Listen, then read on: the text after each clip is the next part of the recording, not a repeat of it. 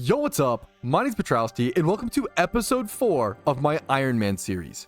For those who happen to not know, an Iron Man in terms of PokeMMO is an account that cannot trade nor use the GTL, and this wildly changes up how you play the endgame, how you grind for things, how you're able to play PvP, PVM, prepare for raids, etc, etc. This genuinely might be the best way to play PokeMMO. It has given me new life for the game in a way I never expected, and it's been a ton of fun, and I recommend it now to everybody to try out an Iron Man mode. It is not an official game mode, but simply a self-imposed challenge similar to a Nuzlocke. Now, I've only been on this count for around 3 weeks now, but I have over 157 hours played. I've gotten my first legendary Pokemon. I've gotten a really good catching Pokemon to allow me to farm other Pokemon. And I have almost 15,000 encounters, and I'm working towards my first shiny on the account. This account has forced me to play the game in an entirely new way and discover things on my own, like how to Everstone farm using Frisk in hordes, not something you would typically do on a main account. If you want to see all the progress I've done so far and haven't already, make sure to check out the link in the description, which links you to a playlist of the entire Iron Man series to see everything I've done up until this point and to binge watch it all in full.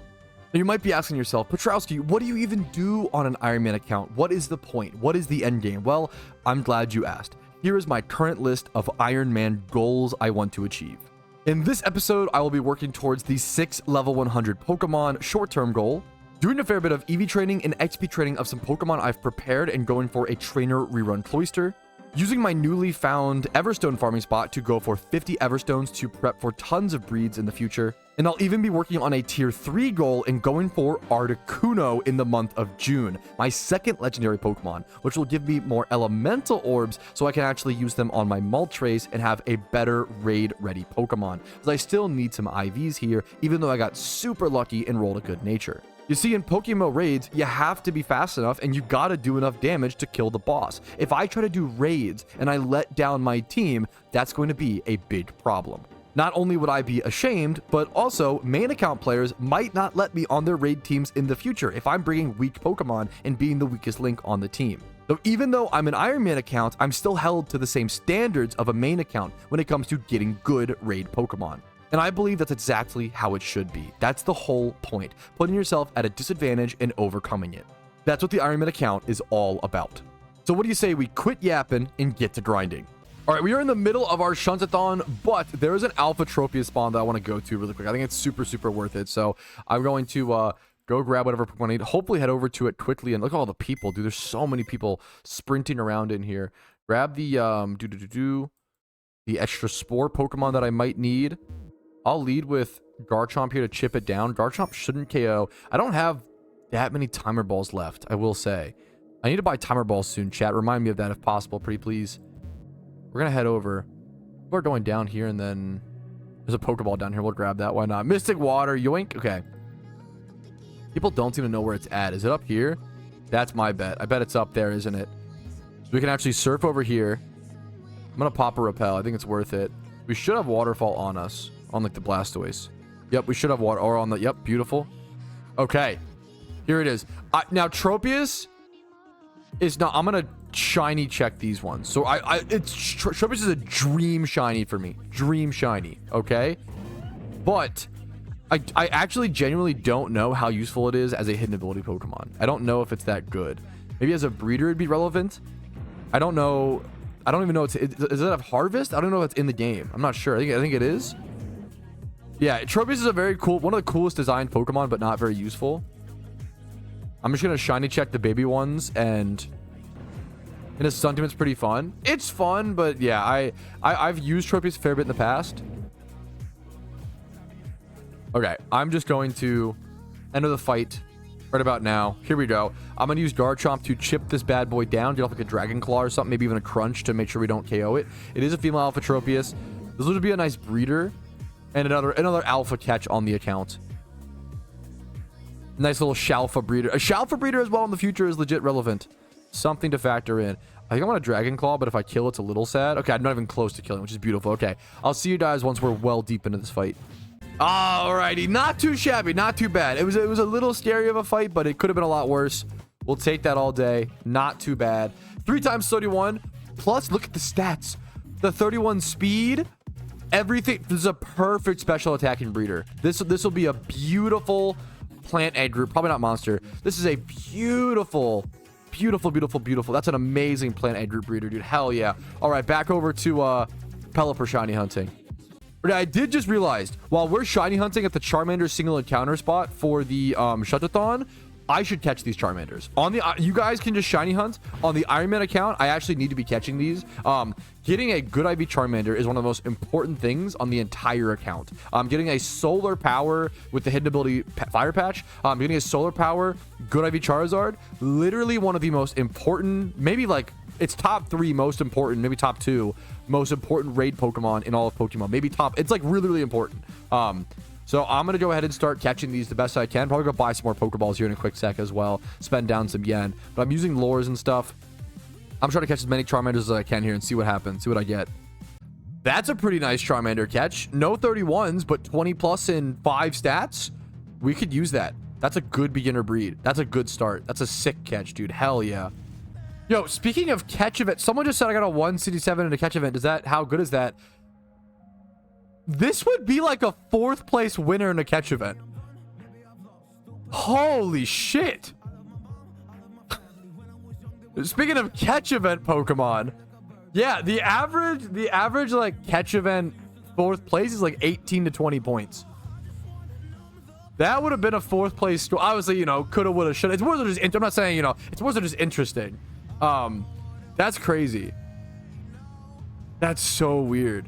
What a, yeah, laziest Pineco, bro, is not hitting the gym. What a weird catch. I was just catching a Pineco for my Pokedex.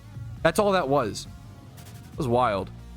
Alrighty, fellas, we have an Alpha Tentacruel on the Iron Man. I'm gonna go ahead and lead Garchomp, try to get a Dragon Claw against the Chip It Down. It is a male Tentacruel.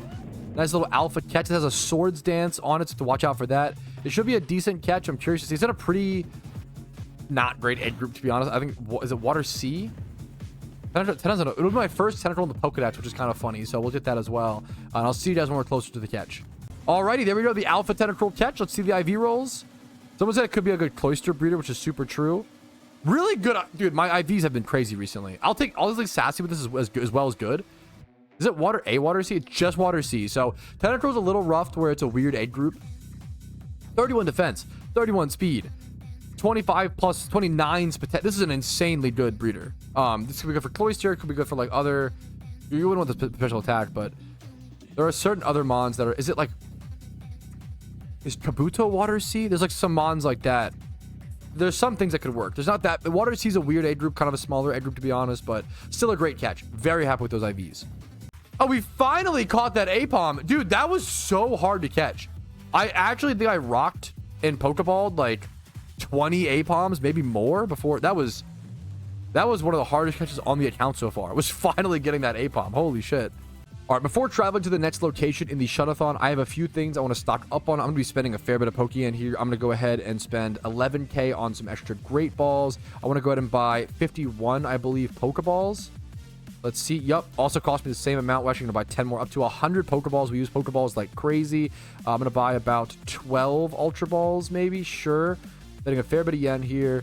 Super Potions, I want to buy like 10 of to have for a little bit of extra heal. We have Hypers. We're good there. Revives and Revival Herbs, we should be good. Expert Lures, I need at least 13 more of. Ideally, like 33 more. Yup, 50k or so there. Do anything else? 37k, 38k. So spend about 100k. I need to go buy Timer Balls as well. I'm getting low on Timer Balls. We have Dusts, Ultras, yada yada yada. I'm gonna head over to the shopping mall, buy some Timer Balls. I need to be paydaying and making some Pokeyen, boys. I am getting broke so quickly. All right, great idea. Someone in chat actually mentioned it. While we're over at Petalboard over Petalboard, you can tell the stream I thought is melting my brain. While we're over at Petalburg Woods for a little bit for the Shuntathon, I'm gonna go ahead and catch whatever Shroomish I can as well, and work towards that Breloom catcher that we so desperately need. The best catching Pokemon in the entire game would be super powerful. There we go. A nice, beautiful Shroomish encounter. We'll take a 1x31, is this plant egg group bug? We'll take a 1x31 bug egg group. Bug males are always good. Need those for Volcarona breeds, and there's tons of good bug Pokemon in that egg group, strangely. Wait, the amazing thing about the streamathon getting extended for this long is that when I'm live again tomorrow after 8 hours of sleep, I'll be able to go for Articuno. We can hunt for Articuno on the Iron Man. That's perfect. That would be so. We could payday pick up, get our Pokeyen stack up, go for a legendary, go for second legendary. That's perfect timing, dude. All right, we're gonna do some attack EV training on the Iron Man, and something I need to test. I need to see if this Cloyster can actually use Surf to kill the horde of Nidorinos. That would be really, really nice for EV training, because that would actually allow me to EV train 4 Pokemon at once instead of 3. We're gonna have to test it. The Litwick will get trained later, but right now, let's lead with our Cloyster. Head over to Nidorino. Just hope this works. Surely it can with the level difference. We're gonna put XP shares on our Gible. Dragonair. I guess the Dragonair doesn't even need to be trained. I think we're gonna like 2v2. This is meant to be a HM friend Dragonite at a certain point. We're gonna head over here. If this Surf can kill, it will allow me to EV train 4 Pokemon at once compared to 3, which is super nice. I can put Mystic Water on it. True, good call. Be super, super relevant. Let's see how this looks. I'm currently EV training. Yes, beautiful. Currently EV training a potential trainer rerun Cloyster here in the future. A catching Breloom. Its brave nature is a little awkward, but I think it's worth it. As well as a HM friend Dragonite, as well as a really, really good Gible that we bred previously. So a lot of game-changing Pokemon all being EV trained at once, which feels awesome. All right, just finished up my attack EV training, 2v2 attack on the Cloyster, Shroomish, Dragonair, everybody beautifully. We're going to switch over to speed EV training over in Hoenn at Linoon. You guys have seen me there plenty of times. We're going to head over there. I'll see you when we're done. Alrighty, there we should be done with our speed EV training. Everything is now 252 speed EVs. I just need to now XP train a ton of Pokemon, which I want it to be nice. It'll be nice to have a bunch of Pokemon that need to be XP trained, and it's sort of just my go-to activity. I always say how important it is to have go-to activities in pretty much any video game, whether it's PokeMMO, Minecraft, RuneScape, other MMOs, etc., etc. It's good to have an activity where if you don't know what to do, you're kind of demotivated, lost, having a go-to activity, just go do. Just if you don't know what to do, just go to your go-to activity. So something I always recommend. Now we can plop these guys, take these XP shares off, plop them over here, and then XP train them whenever we're feeling a little lost. All right, it is officially 8 p.m. ET on May the 31st, okay? So that means that Articuno has rotated around, okay? Moltres is gone. We got our Moltres on the Iron Man for that month. It is now time to begin our next legendary hunt. Now, this is going to allow us to payday pickup over at Pattern Bush, earn us a bunch of Pokeyen, get us items, while also working towards that Articuno. Now, Articuno is not that good. I'm going to be super honest, okay? Articuno doesn't really matter that much to me, personally. It's not a very good Pokemon. It's not very good in PvP, PvM, etc. So maybe one day it will be, but whatever, right? What I'm looking for is the Elemental Orbs, okay? When I catch Articuno, I will get 20 Elemental Orbs, and that will allow me to put those orbs into Moltres, into Zapdos in the future, possibly, and actually have better versions of those Pokemon, which is what's worth it, okay? So we're going to go for Articuno, literally just for the Elemental Orbs. Sorry, Articuno. I wish you were better, but you're kind of trash. Sorry, Ice King. Oh, you guys are 1,000% correct. Oh my goodness, Raikou. I was so locked in on I don't have Johto unlocked. I might have to do Johto. Oh my goodness. I might have to do Johto. Whether this episode or the next one, for sure. I'm going to have to get Raikou. You're right. Raikou is a really good electric attacking raid Pokemon. You're 1,000% right, chat. We're going to have to go for Raikou too. 2 legendaries, 2 hunts, 1 month, 20 hours each on average. Could go drier, could go wetter. We'll see what happens. It's a good question, Brig. Is it breaking Iron Man rules if you pay for reward points to change your IGN? It's a great question. I am a big fan of having to earn your own reward points, but I think that would be fine. It's not Iron Man rules are what you want them to be, and like having your own restrictions. I think if you wanted to, I think that might be the most warranted use of credit card swipe on an Iron Man. I think having a good IGN is so important. Feeling comfortable on your account is so important. It gives no benefits to the account itself. Also, I think today it's allowed. Yeah, today, because the username wipe just happened. I think if you're an Iron Man and you want to change your username, I think that's fine. It's a good question of are there any other things like where like I think pretty much everything else I think you should have to earn personally, but obviously some people have different rule sets. Totally fine. I think Ocarina is it's all for convenience stuff. I think everything else, you know, but like the username might be the one thing. It might be like actually the one thing. So it's a great question. Yeah, I think if you want to as an Iron Man, you should feel comfortable on your account. I would fully allow that. Like I think that's totally okay in my opinion. I totally agree. You know what? I think you're right, chat. I think it's actually time. I've been delaying PP maxing this Meow for a while, but it is actually like slowing down my progress, having to go back to the PC all the time. I'm gonna go ahead. It's 3 PP ups to equal 1 PP max. I'm gonna go ahead and PP up this payday 3 times. I think it's worth it. PP ups and PP maxes are a pretty like tough resource on this account. I'm not gonna lie. They're kind of difficult to get. They can be like farmed via like crafting and like weird things like turning in like berry powders and weird things, but they're kind of difficult to farm still, even though they can be farmed in that way. So I want to be really, really careful with all my PP ups and PP maxes, but it's definitely worth it there. That'll let me stay for like 50% longer, if not more, which is really nice. All right, we just hit 18,000 encounters on the Iron Man account doing payday pickup. I think I want to go ahead and go do some Pelipper shiny hunting. I really like the idea of getting a Pelipper shiny on the Iron Man because it's a perfect raid Pokemon because you don't need any stats on a Pelipper for the most part for raids. You just have a, you know, no IV, shitty, for lack of a better, shitty Pelipper with Drizzle, lead the fight, set up rain, and then bam, boom, you're done. You don't need a good IV Pelipper, right? So I think it's honestly a really cool Pokemon. It doesn't need hidden ability access. It's one of the best like utility, like powerful, good shinies to hunt for on the Iron Man. So we're gonna head over to good old Pacifila Dogtown and do some hordes. There is 20,000 encounters, by the way. 4 minutes and 20 seconds left in the streamathon. It's been 16 hours and 20,000 encounters on the Iron Man for the first time at exactly 169 hours played.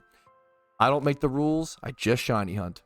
All right, good morning, good morning. It's a beautiful Monday on the PokeMMO Iron Man. Today, we have a big goal in mind, okay? We have an upcoming catch event. There is a Lillipup catch event coming up today that I will be preparing for right now, okay? Adopt a cute puppy. We're going to be over at Route 1 Unova, catching Lillipups and Patrats. There's a massive nature bonus, plus 10 for Adamant, minus 10 for Modest, okay? So I'm going to be trying to... I think this is an event where I'm going to be trying to lead with a synchronized Pokemon, and then either spam quick balls, which are very Pokeyen expensive, and then or whatever works, nest balls, whatever's the cheapest ball that works. We'll have to do some testing.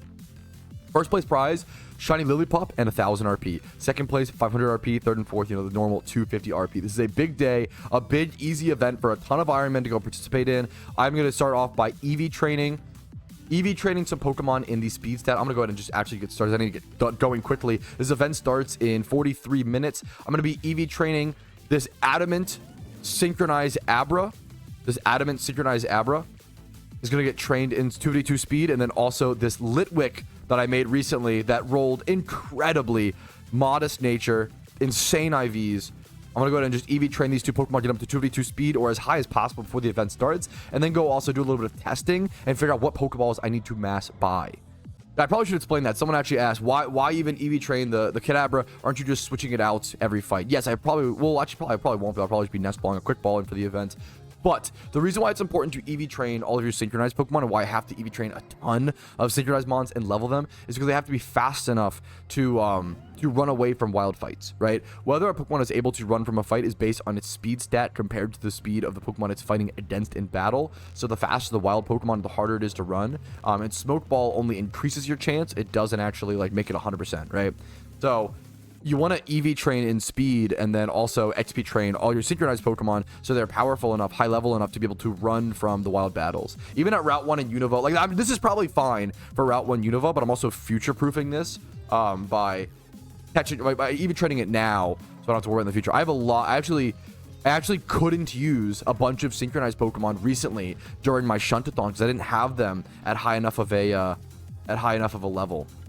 So that was unfortunate, you know. I wish I would have prepared a little bit better for that, but that's how it goes, you know. All right, we are done with our 2v2 speed EV training. I'm not going to worry about finishing the EVs right now. I'm just going to go ahead and get this guy prepped for the event. The event starts in 23 minutes, so we are just boom, boom, boom, moving as quick as possible. I'm going to go ahead and put this up in my top slot, see what Pokeballs I have, and probably go test. I'm going to go buy some Nest Balls. I need to go test Nest Balls, quick balls, Pokeballs straight up, great balls maybe. I want to be using the cheapest ball possible that still has the best catch rate over at Route 1 Unova. Okay, we're over on the catch calculator on PokeMMO Hub, and I think that nest balls are going to be the best strat. As you can see here, no status, 100% HP, which is going to be the strategy. Pokeball nest ball, it shows us 100% catch rate. It's not always accurate. Pokeball is 33%, which is crazy to me. Great Ball is 50. Ultra Ball is 66%. Other options could be Quick Ball, but Quick Ball is just more expensive than Nest Ball. So if Nest Ball is the best, that's going to be our best option. So I'm going to head over to the PokeMMO shopping mall, go pick up maybe 60 or so Nest Balls. I am going to be spending a lot of Pokeyen on this event. Nest Balls are going to cost like 1,000 Pokeyen a piece, I believe. This is going to be an expensive event, okay? It's just going to be. But it's also going to be one of my better opportunities to possibly win a catch event. Like, I could do really, really, really well here if I play efficiently, lock in, catch a bunch of Pokemon. Here's the Nest Ball. If you don't know, it is... Starting level is 116, Pokemon catch rate is 4 times. Each level up loses 0.2. So these guys will have 4 times catch rate immediately with this.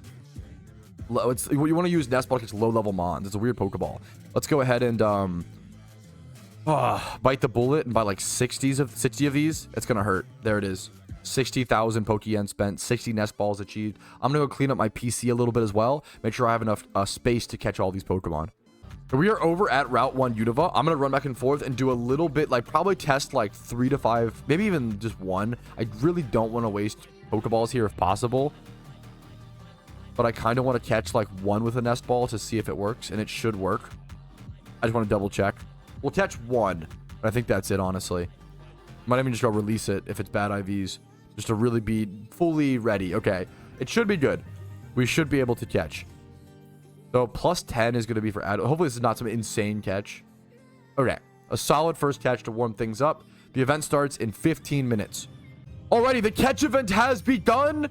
We're going to go ahead and go for our first catch. I didn't have anything prepped, but that's okay. We're going to go ahead and go for our first catch, which is going to be a Patrouski. We're going to Nest Ball this bad boy immediately. We're going to keep an eye on global chat so we can see what other players are up to. Boom, bam, instant catch of the Nest Ball. I might even have to go buy more Nest Balls throughout this event, but we might catch over 60 or so. We'll have to see. We got to lock in a little bit, go as quickly as possible, catch as many Pokemon as possible, Lillipups and Patrats. That one, we're going to check our first catch IVs, and then from here on, nothing. That's okay. From here on, I will see you guys with any relevant catches, and hopefully we have a fair few of them.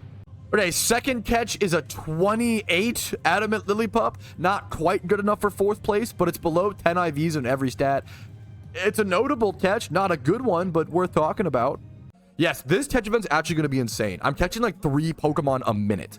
This is going to be insane for me to catch breeders, number 1. But then also, this is like, I think, one of my better chances to win a catch event. And I want to like oversell that, but like, it's still a lot of RNG, don't get me wrong, but I'm using the best strategy possible. There's going to be a lot of people on main accounts like ball swiping and Pokeballing or whatever to save Pokeyen. As an Iron Man, I'm synchronizing and nest balling. I'm getting insane amounts of catches. This catch event's going to be really, really high sample size, and everybody's going to catch like 60 plus Pokemon, maybe even like up to 100 or so. We'll have to see. I'm gonna have to go buy more Nest Balls for sure. This is going to be a crazy event. Like, this is, I think, because of the like higher sample size, it's gonna alienate more RNG, and the person who is just catching as many things as quickly as possible is going to be way more likely to win. Obviously, this is a much more skill-based catch event than normal, so I'm excited. Not bad, not worth placing by any means. It's also -5 as a Patrouski, but that's the best catch so far. It'd be a 138, I think, after adjustments though. So that's pretty bad in terms of the event, but a great breeder for the future. Oh my goodness, you're right. There's a Pheno happening. I mean, I'm gonna go ahead and do that encounter. It's not okay, not relevant. That's so funny though. What are the odds? I could Nest Ball it for Pokedex. That's worth it. I'm gonna go. I'm wasting a little bit of time in the event, wasting 1 catch, but it's worth for the Pokedex progress. We'll take that, boys. Dragging the Dex, hell yeah. Okay, this is genuinely ridiculous how fast I've gone through these. This is my last Nest Ball. I am 27 minutes into the catch event, and I have caught 60 Pokemon. I've used 60 Nest Balls. I now have to go scramble over to the Unova shopping mall, try to buy as many Nest Balls as possible extremely quickly. I'm going to go do that right now. I have to go to my PC and actually panic release some Pokemon. Let's do that first, because we can go over to the spot. What I'm going to do, to release these as quickly as possible, I'm going to sort by 31 in all stats and say at least have one of these. I'm going to move all of these over to 1 times 31. Same with this.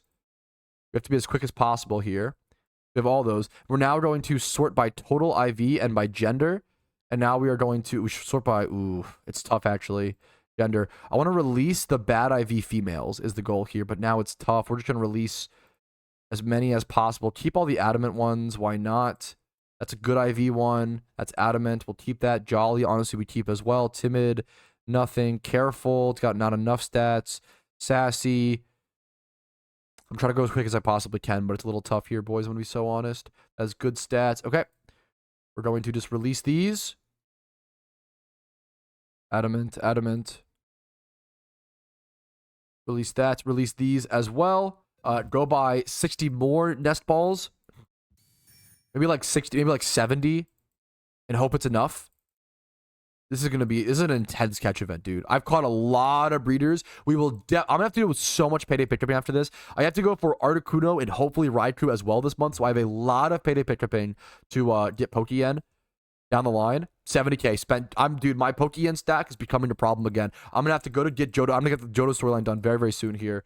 To get access to another legendary to payday pickup for, as well as get access to a Jimmy Run team. That is going to be the #1 next priority here extremely, extremely soon. We are back to the catch event, boys. Let's get catching. We have a lot more to go. We are only halfway into the event. 31 minutes left. We will take a 2 times 31 male breeder. Absolutely. Hell yeah. Not worth submitting for the event, but a great, great, great, great breeder. This is a phenomenal breeder. A really, like, 25 plus in HP, attack, and defense, and then 20 plus speed F. Really good male breeder in the field A group, but we're only about 4 minutes left in the event. Still nothing worth submitting. I'm not gonna lie, it hurts a little bit to spend that amount of Pokeyen and not even have anything worth submitting, but that's catch events, man. It's gonna take a while to possibly place in one, possibly win one.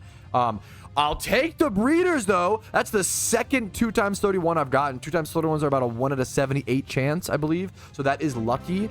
Also, it's adamant. That's a great breeder, a phenomenal breeder. I'll take that all day, man. This is probably my best catch so far. Great breeder, male, 31 attack, 20 plus in every single stat except for HP. It's not going to be worth. It's going to be like a 1 with the +2 Lillipup. It's like a 146. That's my best catch. Unfortunate. Not great, but we keep going. There's still 2 minutes left. I've won a catch event with 30 seconds left before the Spinner Act 1. We've done it before. Could we do it again? Unlikely, but we'll see. I think this catch might have actually been too late. Let's go check. It was...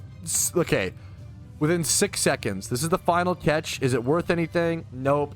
I don't think we have anything worth submitting. We used 60 plus. Oh my goodness. Didn't we buy 70 more, chat? We caught 124 Pokemon within that hour. Holy crap, dude. That means we averaged... What's the math on that? How many per minute? Was it over 2 Pokemon per minute? That was an insane catch event. That was a weird catch event, dude. We got a lot of breeders. Yeah, that was crazy. A little bit over 2 a minute. That was insane. We got a lot of breeders. I have to do a lot of box sorting. But that was a wild catch event. You see, they're pretty rare to see them like that. I'm going to sort by total IV in both boxes and see what our best catches are. Total IV. Boom, boom. We got a Lillipup. That's the 146. Yup, that's what I thought was our best catch. A Patrat over here. That's 143 minus 5 or whatever. So it's like a 138. We got some good breeders. What's our lowest catch? Let's see. Our 28 might be our best. I doubt that wins, but it's probably our best submission. And then what we got over here? A 34. Yeah. Unfortunately, nothing worth submitting. That's how it goes. That's catch events. We'll try again next time, and we'll see who wins this one in 10 or 20 minutes or so. The more I play this account, the more I'm realizing that the #1 most important resource might be box space. It is actually crazy. Look at this. I have very little box space on this account. I'm constantly running low. It might slowly become one of the most important resources. I'm going to have to just start releasing Pokemon way more aggressively and start breeding things together to consolidate space and start hopefully maybe even XP trading stuff for the Pokedex so I can just go and release those mons, if you know what I'm saying. Why do you need all of those? You just need things for possible breeders down the road. If I want to go for like a raid Sableye, I want to have as many Sableyes around as possible to act as possible breeders. If I have like adamant things like Gabites, I need a lot of Garchomps. Like just having the species on hand is really relevant, as well as for like Pokedex stuff, right? Like I don't want to release by Omanyte and then you have to like get a fossil before I can actually evolve this into an Omastar. You know, there's a lot of things to factor in. So for a good example is if I were to take the time to XP train this Omanyte and like turn it into an Omastar, then I could release this Omanyte, right? So there's things like that to factor in. I'm gonna go ahead. This is gonna hurt, I'm not gonna lie. This is my storyline Snorlax, okay? There's nostalgia value here, and I can't warrant it, man. I can't. I'm sorry. I gotta release it, man. It's just too... the space is going to be too relevant on this account. I'll keep the Eevee. Same is true with this Lapras. I'm going to release this. I can't warrant the space, man. I can't. We're actually going to check all the mons like this. I'm going to need so much space. Let's do 15. I'm going to go through all the Patrats and little pups and release a ton here in a quick sec. Here are all the event... This, you can't breed this Hitmonlee, right? I think I just released this as well. Can't breed it, it's a gift. Yep. It sucks. It's sad. It hurts to lose. Ah! These I'll keep for Pokedex, but I need the space, man. I need the space. Cast form, same thing. Don't need it for anything. Gotta release it, man. Gotta release it. Use it for other storylines. The IVs are terrible. It's not. They're not. It's not. I have other Pokemon I'd rather use. It's not worth it. Yeah, that's those Pokemon gone, boys. And eventually I'll probably release these as well, the starters. But I'll have to evolve them all first. It hurts, but it's the right play, man. It's the right play for the account. Like, I'm officially out of space in my first 1x31 box. I now have to start putting 1x31 mons over in the noted box. That's how, like, pushed I am for space. Now, this is at least a 2x load. I can move it over to 2x31 more, but yeah, space is a massive, massive problem, as we can see. Dude, it is so hard to properly sort this account because I just don't know what I need yet, man. I still have so much lack of space, for lack of a better word. Let's throw these around, though, into, like, other things to fill slots. Boom, that can go there. I think that's it. So here's my 5 boxes, 1 2 3 4 5, that are full of mons. This is also full of mons. These get released. These ones are all non-relevant breeders. I actually hilariously think, so now I have 2 empty boxes, kind of. I hilariously think one of the better ways for me to clear out box space is going to start a rare shiny hunt. It's so funny that that's the best strategy, but I actually think that's going to be the best strategy. So what I'm going to have to do, probably field day group, I guess, or I could even do like Dragon River. I'm going to have to get like 5 of a certain rare so I can make the eggs on repeat. Like these, like for all these like field egg group males, for example, I can go catch like, someone said Snivy. I could go catch like 5. Yeah, it's field egg group. I could go catch like 5 Snivies and then breed them over and over again with all these Patrats and stuff and just hopefully go for a rare. That's probably one of the better ways, which is really funny, but it's the efficient way to clear out all these male breeders. All right, results are here for the catch event, and the 4th place winner, our own Tortu Panchi. Didn't you get a shiny in the Shuntathon yesterday? He got a score of 5. Bro got a 5. What the fuck? That's crazy. A 5 is insane. Congrats on 4th place. That is a ridiculous. That was probably I would guess a 20 total score Patrat. That was also modest or some shit. That is an insane score. 3rd and 2nd place are tied. In 3rd place, a point of 169. Okay, scores are a little bit lower than I expected. That's honestly a good thing. Goes to Dalani. Congratulations, dude. 169 for 3rd place. So 2nd place with the same score. Yo, 3rd place caught theirs with 7 minutes left in the event. That means 2nd place caught theirs even earlier. Yeah, whoa, what? Yo, I'm sorry. 3rd and 2nd place were off by about 1.5 minutes. That's insane. This is why catching Pokemon quickly is so important. Dalani caught it at 5:53, and CJB caught his at 552. 52. They were literally less than a minute apart, I believe, between getting second and third place. That's insane. And the winner is Lord Whitney with a score of 172. Congratulations. That was a crazy event, dude. That was a crazy event. That was a really high-paced, high-octane. I really enjoyed that catch event, honestly. Congratulations to everybody involved. Look at Iron K showing off his shiny Patrat as well. Did you get that from the event or recently? That's a honestly cool shiny sprite, man. Hell yeah.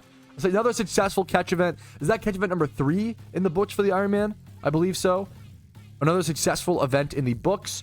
We're working our way towards that XP reamplifier one day, fellas. All right, with the catch event successfully done with, we could go do that little rare. We have like a lot of breeding to do, a lot of breeding, a lot of you know, rare shunning to clear up box space, and a lot of, I also want to get back to Everstone farming at some point and get up to 50 to complete that goal. But to do a lot of that, we need Pokeyen. And another one of my goals is going for Articuno. So I'm going to go ahead and just start payday pickuping over for Articuno. It'll give me the chance to catch that legendary Pokemon in Kanto, as well as build up my Pokeyen from it being so drained from that event, as well as from buying a lot of things recently. So we're going to build up our Pokeyen stack and work towards our second legendary on the account, which will give us elemental orbs, which will help us work towards getting our Moltres raid ready. All right, before I could get locked into some payday pickup grinding, there's actually an incredible alpha spawn right now over here in Hoenn. I've talked about this alpha multiple times. This is actually the second spawn I've seen recently of this, which is crazily lucky. Do you know what Pokemon I'm talking about yet? Yes, this is an alpha Spinda spawn. And I literally, I cannot underrate and underhype how important this catch is. Getting one alpha Spinda with skill swap will allow me to skill swap the contrary move over onto every single alpha I catch in the future, making it that much more significantly easy to catch. Because if you don't know, if you fail to catch an alpha Pokemon, it raises its stats. Ignore the the meme mod that turns it into a minion. Fuck it, we don't worry about that. So I'm gonna go ahead and fake out this thing, payday it, chip it down, get some damage off, and just try to catch this thing, because it's literally like the most important. Oh, I'm choice banded. Oh, I'm so goofy. Okay.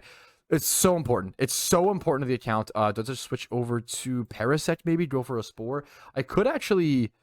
I'm going to sacrifice switch over to Wingull. I could spam Pokeballs, try to fish for it to, quote-unquote, raise its stats like it would for a normal alpha, and it'll actually lower its stats. So that's something you can do to increase the ease of this catch. But I'm really excited for this catch. It should be a pretty easy catch for the most part. It can actually get really difficult in terms of the like stats, because it could go for like superpower. If like superpower here hits me for super effective, and it would raise its attack and defense, which would make things way more difficult. He can take my choice band all day. I'm mostly okay with that. I'm gonna go ahead and keep paydaying. I'll see you guys when this fight gets closer to being over. I'm fine with that. Wait, that's actually a good thing. So now he thiefed. He stole my choice band. He is locked in to the thief move now. That'll actually make this fight significantly easier. So that's like one of the best things that could happen, is thieving my choice band there, honestly. And I'll get it back after the fight's over. And here we might actually be able to see, yeah, filled with might. Watch this. So usually this would actually raise all of the stats of the alpha Pokemon and make it significantly more difficult to catch. But since this Spinda has contrary, it actually lowers all of its stats, making it a lot easier to catch. So this is what we do for essentially, like, once we catch this Spinda, I will quite literally use this Spinda to catch every other single alpha Pokemon I ever catch on the entire account for the rest of its existence. It's that good. Like, being able to lead an alpha fight, skill swap it, make it so that every time you fail to catch it lowers its stats. It just tames down the whole alpha. And there it is, dude. I'm so happy to have that. That might be like the best alpha spawn I could have gotten. Like, that might be my favorite alpha spawn. Also, the stats don't really matter. Like, I'm just here to get a contrary skill swap Spinda. I can go, I would like, now Naive is actually good. Naive is really good. It's actually kind of perfect. Naive speed. All you care about is speed on this thing to outspeed. You can also use focus sashes, but also on an Iron Man account, you don't want to waste focus sashes. I'm going to go ahead and also try to catch these Spindas. Now, if one of these Spindas also has hidden ability access, I could just use that other Spinda as a breeder, and just use one of these non-alpha ones as a skill swap Pokemon from this point forward, if these have hidden ability access, but which is like a small chance to. But that's amazing. I couldn't be happier. That is just such a massive milestone for the account, dude. Hell yeah. So much so that it honestly should be one of the goals. Like, getting a alpha Spinda in itself should definitely be like a short-term or medium-term goal. All right, yo, what's up? It is late Monday night. I went from 225,000 or so Pokeyen up to 400k. I picked up for around 3 hours off stream. I actually used my Persian as well for a fair bit of it, and I even have a fair bit of items stocked up. That's something I'm noticing, and I do want to kind of just let them stock up. Things like 18 black glasses, 13 silk scarves, little items here and there from all the payday pickup. And the 21 upgrades is a good example. These can get sold off. There's a few nuggets, star pieces, pearls, things like that. I'm gonna keep those. Like I'll keep those in reserve and then sell them when I need to. I'd rather have that sort of reservoir of extra Pokeyen if I ever need it in case of an emergency. But I'm really sick of payday pickuping. I'm not gonna lie. I am, one man can only take so much mindless grinding back and forth doing payday pickup. It's really good for the account. The pickup is nice. Not as nice as I expected, honestly. The pickup ability not being as insane for the Iron Man as I anticipated, and that's okay. We need to adapt, I think, is kind of where I'm coming to. So I think I want to go ahead and start preparing for Johto. I think Johto is going to solve so many of the problems that I currently have. It's going to allow me to get access to Cyndaquil, which is going to allow me to get a Jimmy Run team and kind of make Pokeyen not a problem. Like genuinely, if I just do a Jimmy Run every day, make 200k Pokeyen, which is like, the minimum amount, for 1 hour of work, that's all I'll ever need. Like 200k a day should be all I'll ever need on the Iron Man, and that would just solve so many problems. And if I could do more than that, sure, but that'll be a good little point. And then I could use things like a Swarm Pokemon or Illuminate Pokemon or something to help me Legendary Hunt faster, because I still will need to Legendary Hunt, don't get me wrong. But payday pickupping during the Legendary Hunt slows it down, dramatically. The fact that I think I did like 400 or something like that encounters, I think I did a recap at the last clip. I did around 400 encounters within 3 hours. Like, you get way less encounters per hour when you're payday pickupping versus if you were using Expert Lures, using Swarm, and running back and forth. Officially, you can get like 300 encounters per 1 hour, right? So if I just wanted to hard go for the Legendary, that's efficient, that's ideal, while doing Jimmy Runs. Kind of doing like the main account sort of route, honestly, but just on an Iron Man, which takes a lot more to get there. But if Johto is the solution to all my problems, which I'm kind of dreading, I'm not going to lie, I really don't want to do another storyline. But the more I play, the more I just kind of have to admit and acknowledge it doesn't really matter what I want to do. This is a challenge account. I kind of have to buckle up and just get Johto done. I do already have this Gyarados at level 20 with Adamant Nature that is also EV trained pretty well as this Gyarados, which is Naive Nature, fully EV trained in level 30. So I have two Gyarados that are mostly ready to go in terms of crushing a storyline. But Johto is also probably the most difficult storyline in all of PokeMMO, in my personal opinion, because there are two massive boss fights. There is the Ho-Oh boss fight and the Lake of Rage Gyarados boss fight. And both of those fights are tremendously difficult unless you are properly prepared. For the Gyarados fight, I need a discharge, some sort of discharge electric type attacking Pokemon, which I actually don't have access to right now, I don't think. At least with the level cap needed. This Minun, for example, is level 66 and doesn't exactly have the good, nature and stuff like that.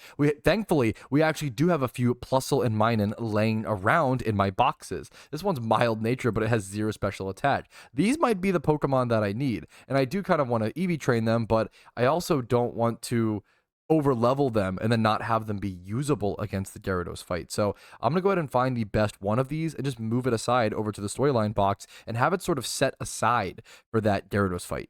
And then I'm also going to need a Rock Slide Pokemon for the Ho-Oh fight. The reason I need a Discharge Pokemon for Gyarados is because he is 4 times weak to Electric, and so are his ads that usually follow him. As well as the Ho-Oh fight, it is 4 times weak to Rock. So having like a Rock Slide Gabite, for example, is going to be massively beneficial. Now this Gabite is the PVM/PvP Gabite that I want to use. It's 2 times 31 and Jolly, and does have access to Rock Slide, which is specifically Spread, which is really important. However, it's only level 26. Now I don't remember exactly how high I want this thing to be leveled up to. I could just go ahead and wait to level this, but it's better to be as prepared for the Johto storyline as possible. So I want to go ahead and do a little bit of XP training and sort of start my preparation for the Johto storyline. Even though tomorrow on stream, aka Tuesday, I don't know exactly, I might change plans, but I think my plan right now is that Tuesday, I'm just going to stream as normal, payday pickup, not let anybody suspect that I'm working towards the Johto storyline, and then essentially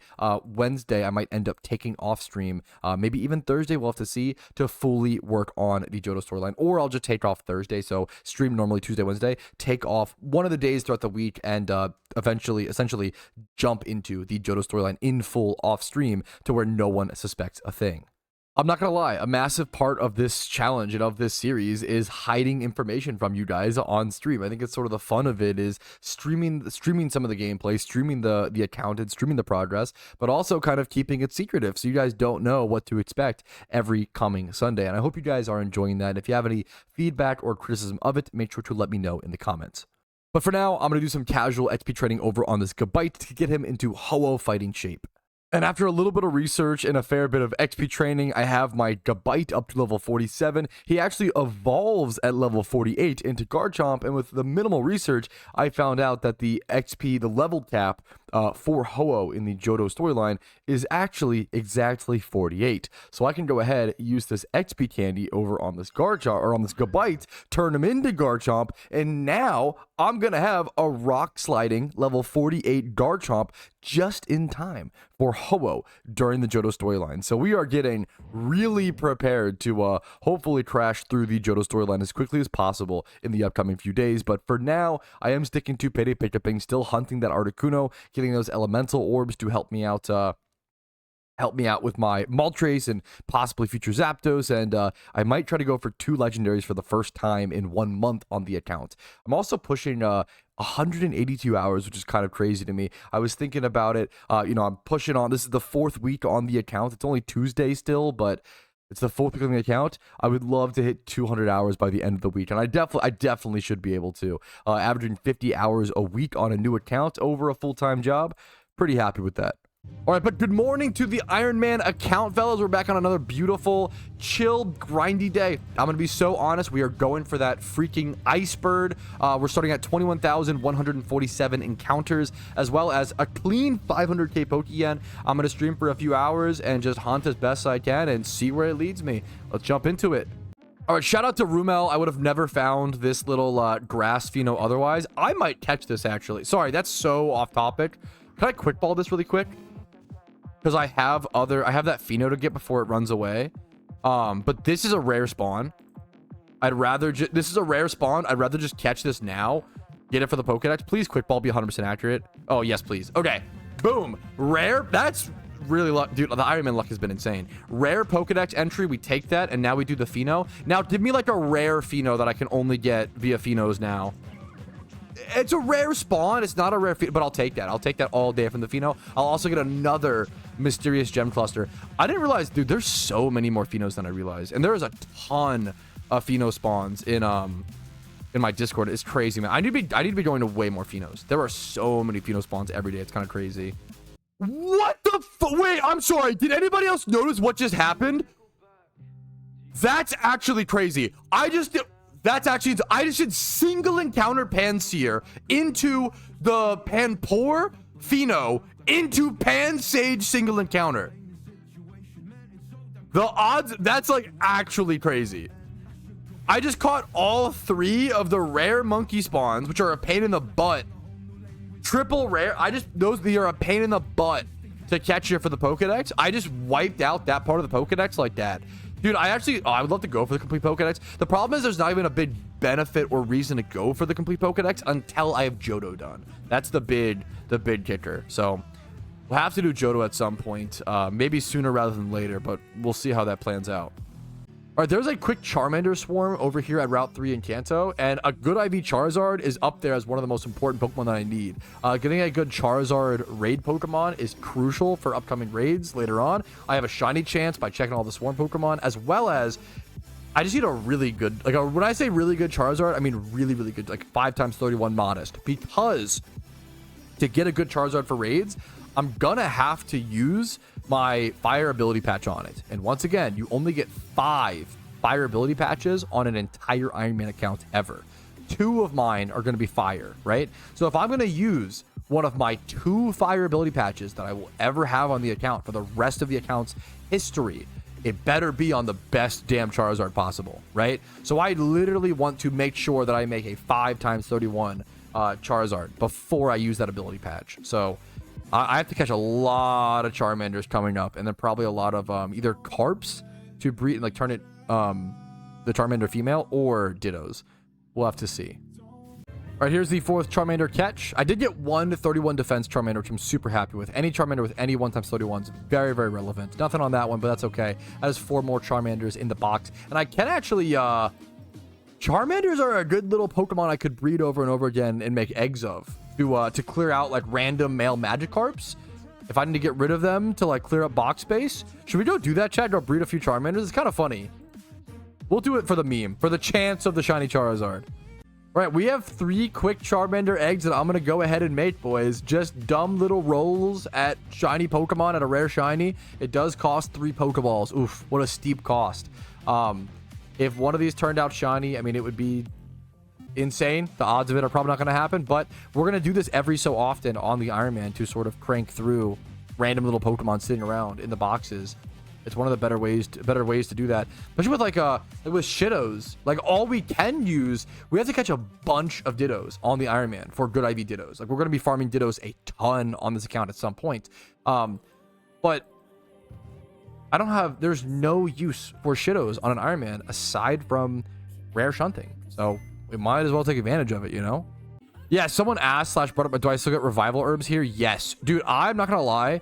Definitely one of the better pickup items that I've gotten from... I like to stock up on revives. I've already used them a ton in certain fights. Like during certain shinies where if like I can't kill the horde very easily, I can like perma stall by spamming revives to like until they miss a move or like some weird things happens. Having a bunch of revives is so important. I have 50 revives on my mana account at all times in case of some weird wacky battle where I need to spam them.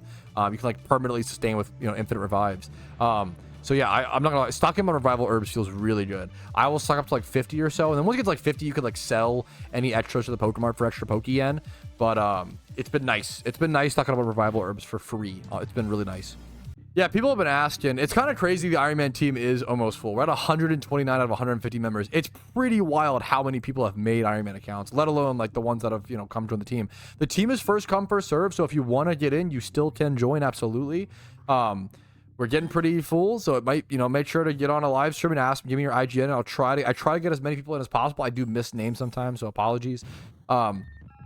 Eventually, you know, months down the line when we become full and we'll reach a point where like if someone's not logged in for like 1 to 3 months, we'll probably start kicking people to let other people in, just so, you know, we don't have inactive accounts and stuff like that hogging up team spots. But it's a pretty casual team. I'm not worried about that anytime soon. It's just first come, first serve. Have fun playing the Iron Man mode, enjoy it, and just talk to other people. Look, everybody's online. Like, it's actually crazy like how active and how on top of people are. It's going great, man. So yeah, come join, come have fun, see how it goes. And worst case scenario, if you join and you quit your Iron Man account and you get bored, okay, you get kicked, and you know now someone else can join. It's not a big deal. So just come have fun in the team while you can. You know, it's a good time. First come, first serve. A lot of Iron Man strategies and discussion there. Probably one of the better sources in the community for Iron Man discussion, honestly, is the Iron Man by the way team. Level 100 there on my Persian. I think I just barely missed it, but level 100 on my Persian that I did fail and accidentally evolve, but I've still been using it honestly recently when just paydaying over here. It allows me to stay at Pattern Bush for longer, which is kind of nice for grinding for Articuno, and I miss out on some pickup drops while I'm using it, but I think it's worth being able to stay here for longer, so I've been doing that. But there's level 100 on that failed Meowth finally, so we kind of redeemed it to some extent there, if you count that, I guess. Alrighty, there's another alpha spawn over here in Unova. I think it actually is glitched right now. I was just there. It was just called. It should still be there, and we're going to head back over there in a quick sec. It's actually an alpha Firo over here at Route 4 in Unova. However, I'm not going to head to it immediately because this is the perfect time for me to go ahead and actually test that Spinda that I caught recently. I do need to go ahead and go buy a TM, I believe. I might have a skill swap TM sitting in my bag. No, want to double check. It's definitely one of those things. I'm really guilty about not double checking on my main account enough. So if you're an Iron Man, always make sure to double check if you already have one of the TMs. Sometimes you just pick them up for free throughout the storyline. But I'm gonna go grab a skill swap TM, put that on this bad boy, and you know, use him for the very first time and see how much easier, just how much easier the alpha catch really feels. Does cost 20k. Yikes, a little more expensive than I expected, but that's okay. I feel like that should be one of those like 10k TMs, but at the end of the day, what are you gonna do? It's not a big deal. We are up to over like around 700k Pokeyen, so I've really been on that payday pickup grind, trying to build the cash stack up. Alrighty, I am back over at the Fearow encounter. Let's go ahead and jump into it. Use our bad boy here, Kevin, to go ahead and just start off this fight with a skill swap. I did put Quick Claw on this thing just in case. It is a naive nature, though, and that 31 speed. So honestly, it's probably going to outspeed, but Fearow's a pretty fast Pokemon. So there we go. The Fearow actually is faster. Our Quick Claw doesn't proc, but thankfully, we still live long enough to get it off. Now, this even has Workup, which raises its attack and special attack, which using the Spinda would actually lower its stats. Another common strategy here, I actually don't have it on this Spinda, unfortunately, but a common strategy is Skill Swap plus Swagger, because Swagger is a move that raises the opposing Pokemon's attack by +2 and then makes them confused, and that's sort of the trade-off. But with contrary skill swapped, it actually lowers their attack by 2 and confuses them, which is super good. The question now becomes, do I want to burn a few Pokeballs to lower this thing's stats? And I think I do. It's a little tougher as an Iron Man. Wasting the Pokeballs, wasting that Pokeyen is a bit more painful, but I think it's the reason why we do this. We can watch it actually get filled with might here and get all of its stats reduced. It's also a good visual to show you guys, whether you're an Iron Man, main account, you know, whatever type of account you play, contrary skill swap Spinda is really good, as you can see here.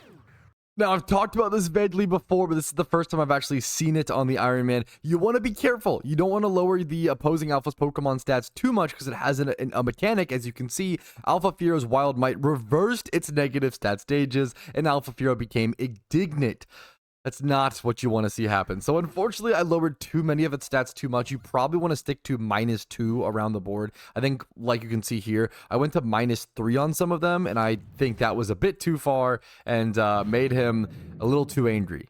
And now he outspeeds me, and my Pokeballs aren't lowering his stats like they used to, and I've defeated the whole point, so I'm still going to lose to this thing, even with my Spinda. I'm not going to lie, that's a little annoying. That was kind of unlucky in my opinion, but, you know, what are you going to do? Sometimes Alphas are just a pain in the butt. I thought that you could go -3 for the most part, but maybe it was just too many stats. -3, usually you see it at around the -4 mark, from my experience, but you know what? You live and you learn. Let's just go back and do it again. And this fight is going much, much better. It turns out just getting 1 stat reduction across the board is really all you need, or even just preventing it from raising its stats sometimes is enough. Preventing it from getting stronger with the workup is honestly all you really need to do in situations like this.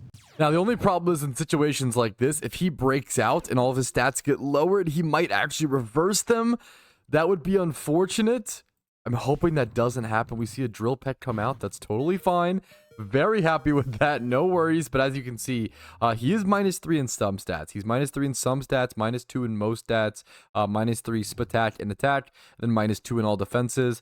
Just hoping he doesn't wake up here. I'm hoping he doesn't get that filled with Wild Might essentially here, which is a weird situation to be in, but I do think overall Skill Swap Spinda makes the fight a lot easier and more consistent. Once I get an actual proper catching Breloom, that's what's going to make these alpha fights a lot easier. And then, I mean, at the end of the day, the alpha fights are still alpha fights. They're meant to be little mini-ish boss battles to some extent, so no matter how many utility Pokemon I get, they're still going to be a little difficult and a little troublesome. That's part of the fun, right? So there is the catch. I will take this. This is a phenomenal Flying Egg Group breeder, dude. It doesn't have either of the attack stat, which is kind of a good thing. You kind of want that on a breeder. Male Pokemon, 31 HP, 31 defense, and then 20 plus in the other 2 stats. And then I can make it versatile, right? When you don't have either of your IVs invested in either the attack or Spatak, you can breed it onto whatever Pokemon you may need. Maybe you need a special attacking Pokemon. Maybe you need a physical attacking Pokemon in the Flying Egg Group, you know? You may not know exactly what type of Pokemon you need, so you can use a breeder like that Fearow to, to transfer over the attack from the other mon and sort of take care of the rest. So it's a much more flexible breeder to only have the stats in speeds and HPs and defenses. But back over to payday pickupping I go. I am getting super sick of it, but that's okay because tomorrow that should all change. It is currently Tuesday night, actually around Wednesday morning, technically around 12:30 a.m. in my time, but tomorrow, aka Wednesday, aka June 4th, I called off stream, my normal 12 p.m. ET stream.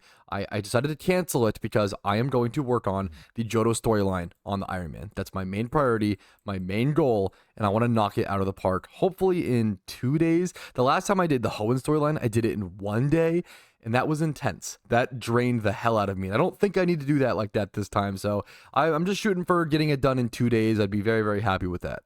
I know I've already really shown this and we already really know this, but it's not something I fully processed yet. It's simple, but it means a lot to the account. I have a full box of 1x31 Pokemon.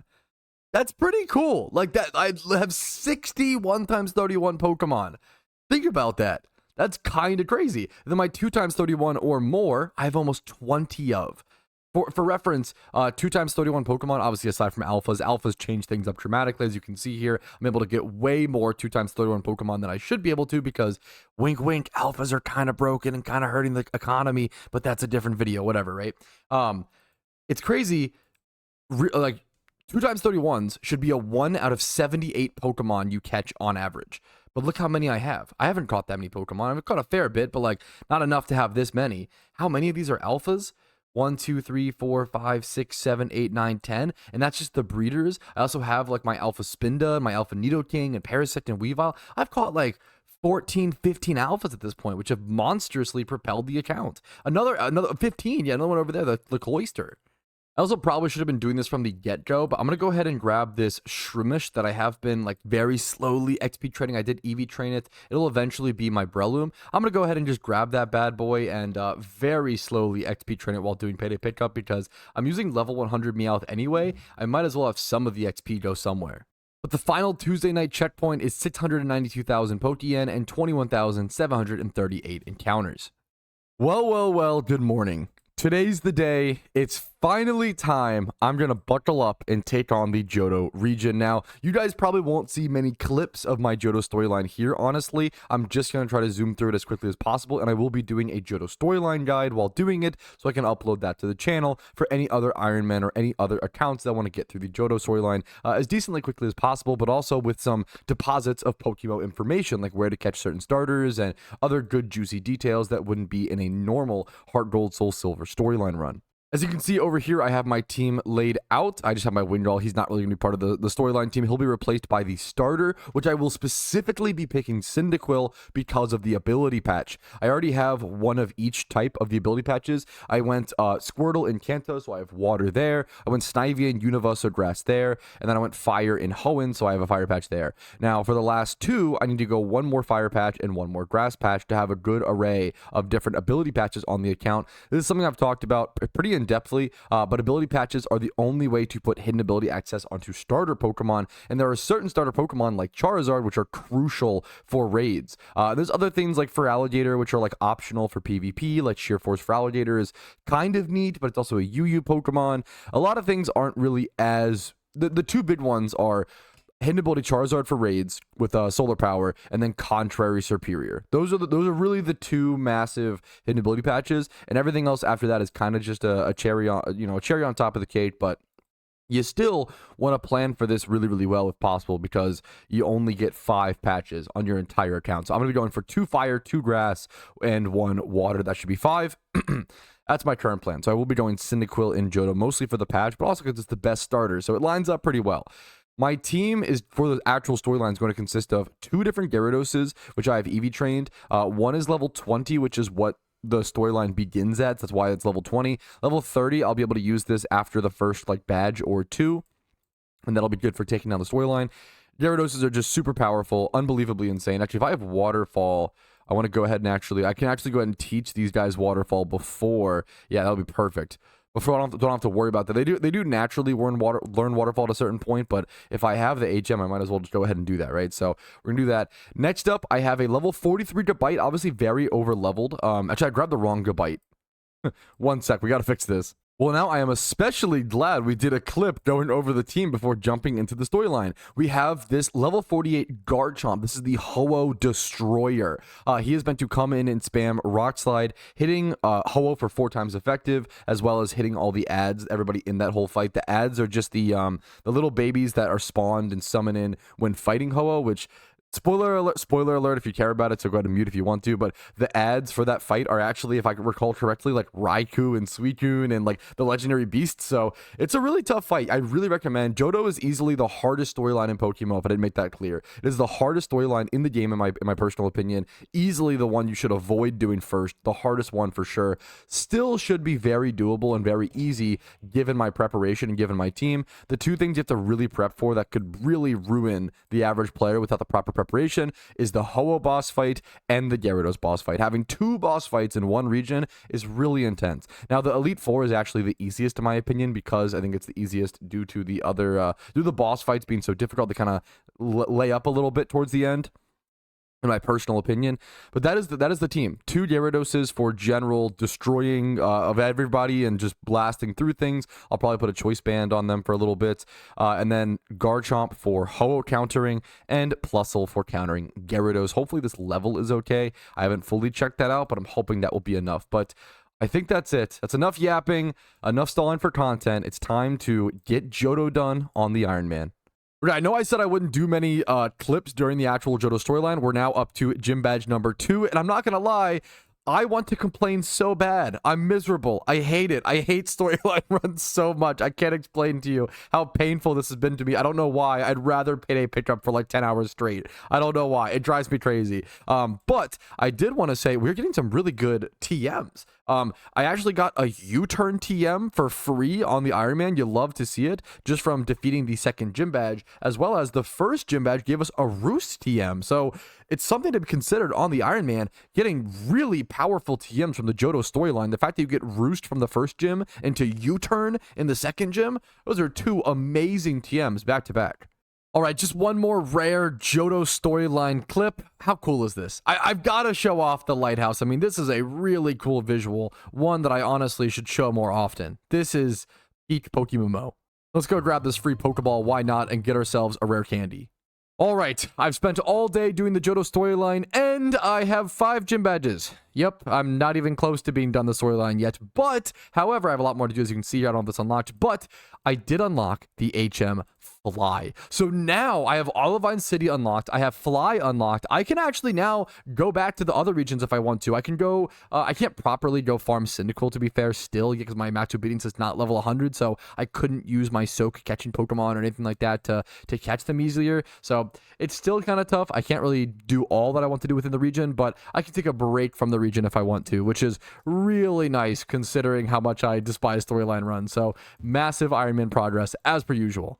Not only does completing Johto give us access to Cyndaquil and give us the ability to properly go for a Jimmy Run team, which will almost solve our Pokeyen problem entirely, we also will get access to the ability to get to Mount Silver. However, we'll have to complete our Pokedex first, of course, but the fact that we can actually start working towards that and start trying to complete our Pokedex to unlock quite literally like the best endgame thing in PokeMMO is really, really, really cool. If Mount Silver isn't on my list of goals, I think it technically isn't. I think completing the Pokedex is on my goals, but Mount Silver isn't quite on that goal. It's kind of the same thing, but Mount Silver, if you don't know, has the best XP training spot in all of PokeMMO, has an alpha static Tyranitar catch. It has one of the best money-making methods in the red refight, which will be the only way, I believe. I think the Ho-Oh refight is legendary lures. In the red refight, you get some amount of BP and some other reward. I'm not remembering exactly, but some other amazing reward that's specific to the fight, as well as you get the best Larvitar shiny hunting location, as well as a bunch of other amazing EV spots. Like,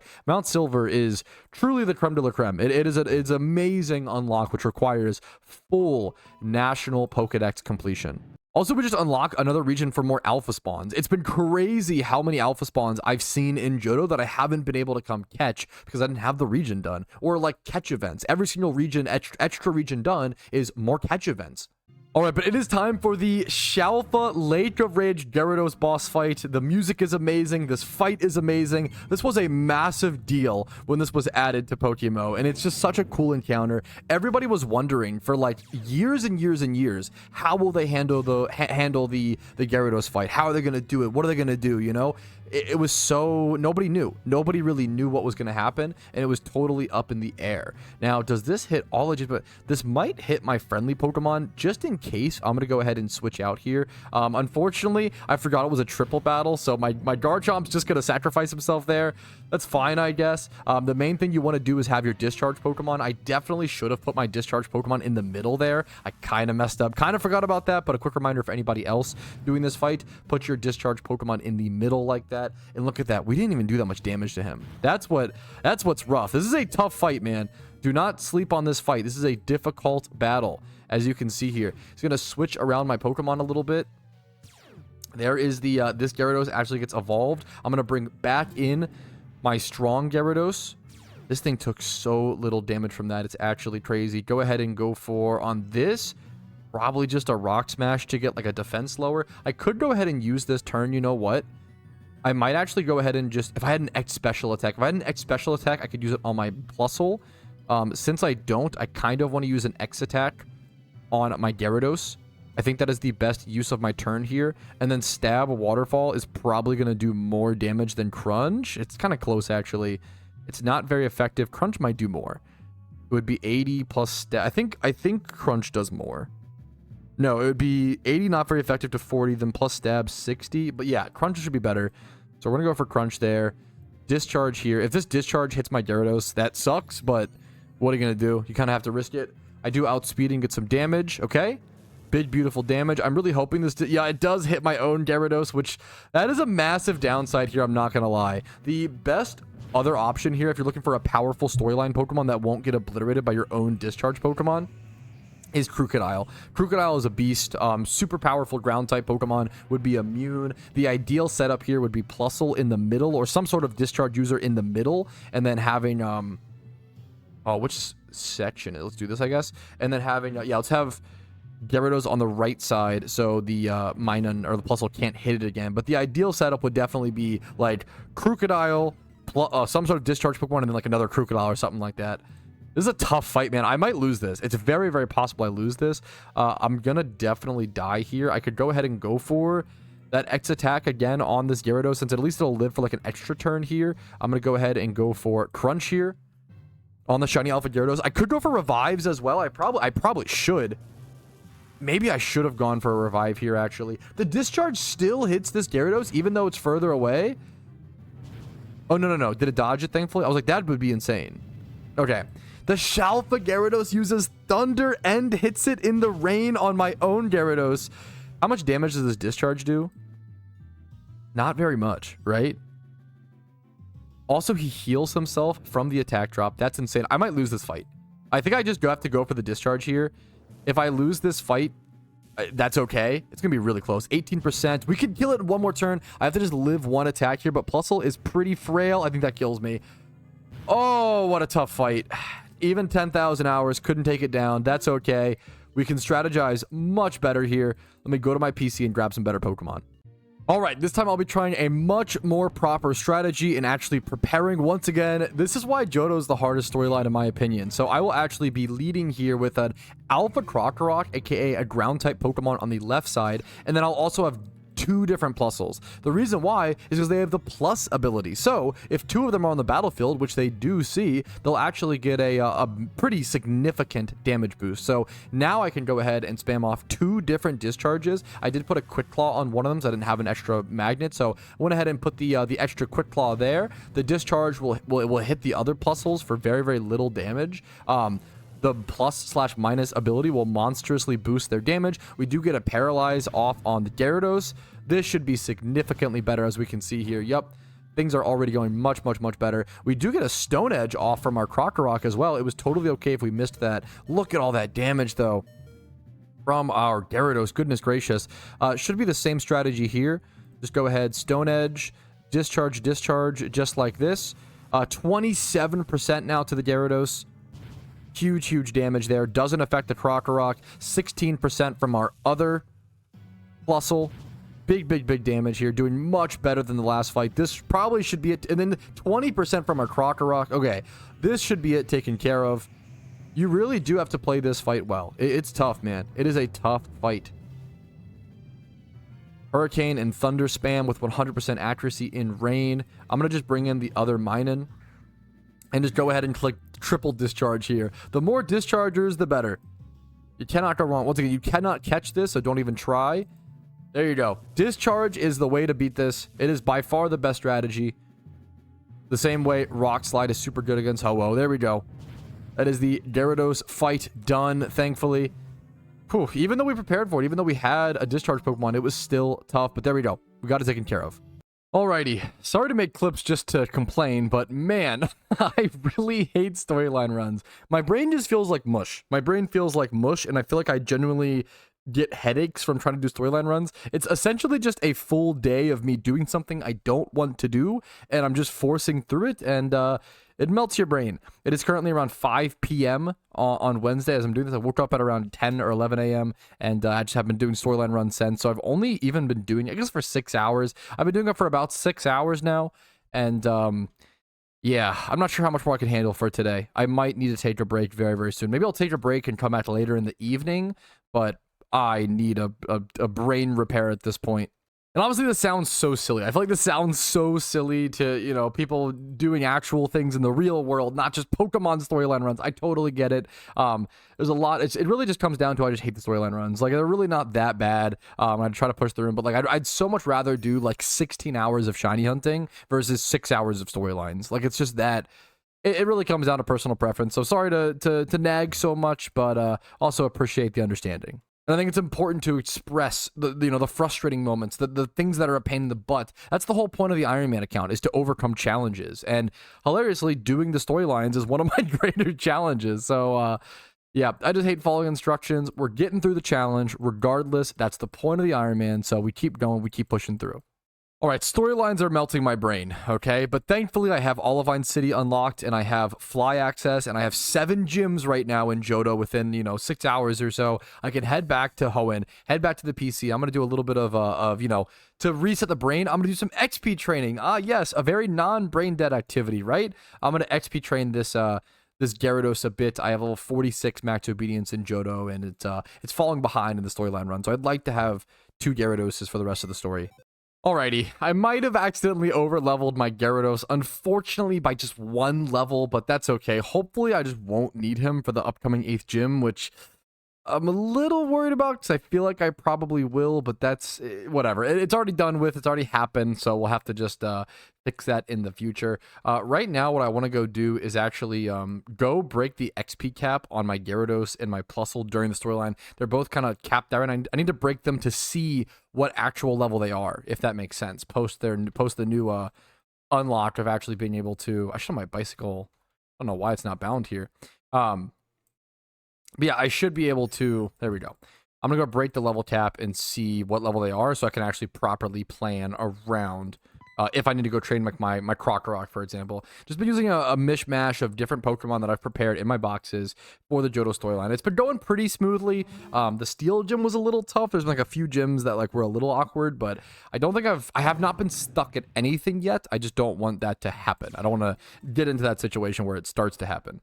I also took a long walk with my wife and watched a little TV, so I'm feeling way more mentally reset, which is just amazing. I'm really bad about, like, if I feel like I have a grind that I want to do, I won't stop doing it until it's done, and that drives you crazy, you know? Sometimes it's just so much better to just take a 1 to 2 hour break and come back, and you will feel at 100% again, you know? So just a typical little small daily reminder to just maybe take the time away to go do a little walk, take it a second away from whatever you're working on, whether it's work, PokeMMO, other video game related. Take a small break from your goals, come back, you'll probably make more efficient progress. All right, but I broke the XP cap on both of them, got Plusle up to level 40 and this Gyarados up to 43. So we're about 3 levels or so under our level cap, but I think that should be good enough to go ahead and jump back into things. I'm sure this Gyarados will get a fair bit of XP, and I just want to work on getting the next gym badge so I can actually be able to use this Gyarados once again. We'll also unlock access to our level 48 Garchomp, so I really need to just get 1 more gym badge, and the rest of the storyline should be cake.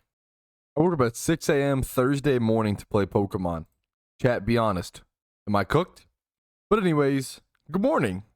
I've got more Johto storyline to do, so let's go ahead and jump into it. As some cool morning news, I'm talking 3 hours away from 200 hours on the account, and that feels amazing.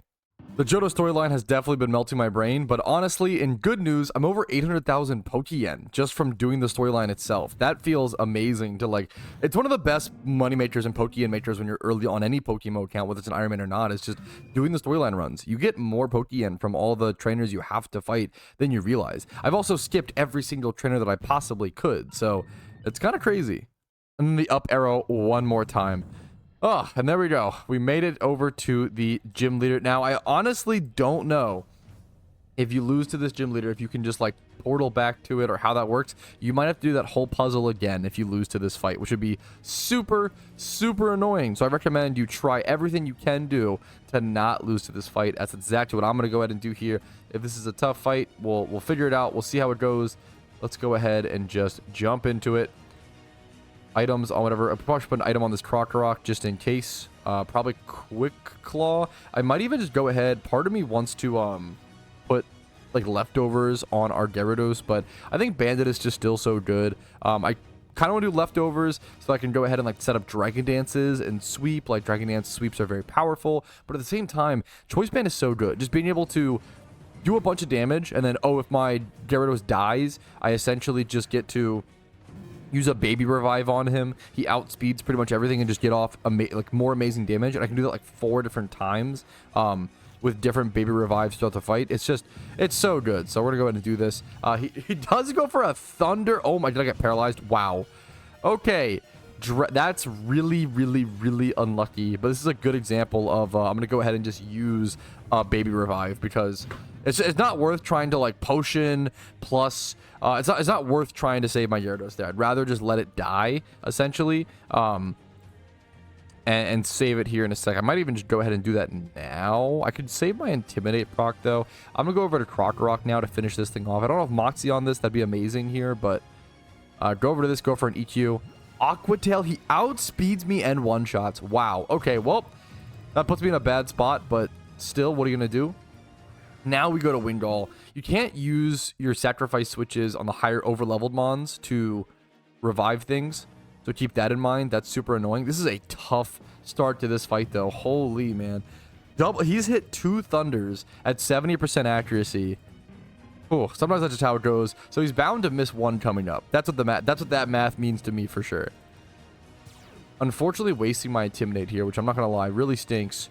Use Crunch, which is also going to lock me into Crunch. I probably should have Waterfalled there. That might have been a misplay. Yeah, I should have definitely Waterfalled there. I'm gonna sacrifice switch to my other Gyarados, getting an Intimidate proc off against this thing, and possibly yoinking a Sky Attack Power Herb. This is definitely one of those Pokemon that could be rocking that. He goes for a Rock Slide. That's fine. Now this is going to ignore orders and KO itself. Now I have a decision of going Plusle and discharging here, or just going to the Gyarados. This thing very well might be... I think I'm just gonna go Gyarados, because this thing very well might be what's it called? Focus Sash. And I think Gyarados with double Intimidate has a better chance of living, even at half HP, hilariously, compared to the Plusle. So we bring in the Gyarados, one-shot that, thankfully. Kingdra comes in. This Pokemon is a menace. This Pokemon is a pain to deal with. What are the odds of it having some sort of Thunder-type attack? I feel like it's pretty low. I kind of want a Hyper Potion here, but I don't know what it's going to have access to. I'm just... Oh, it's 4 times resist to water. I can't Waterfall this here. It's too troll.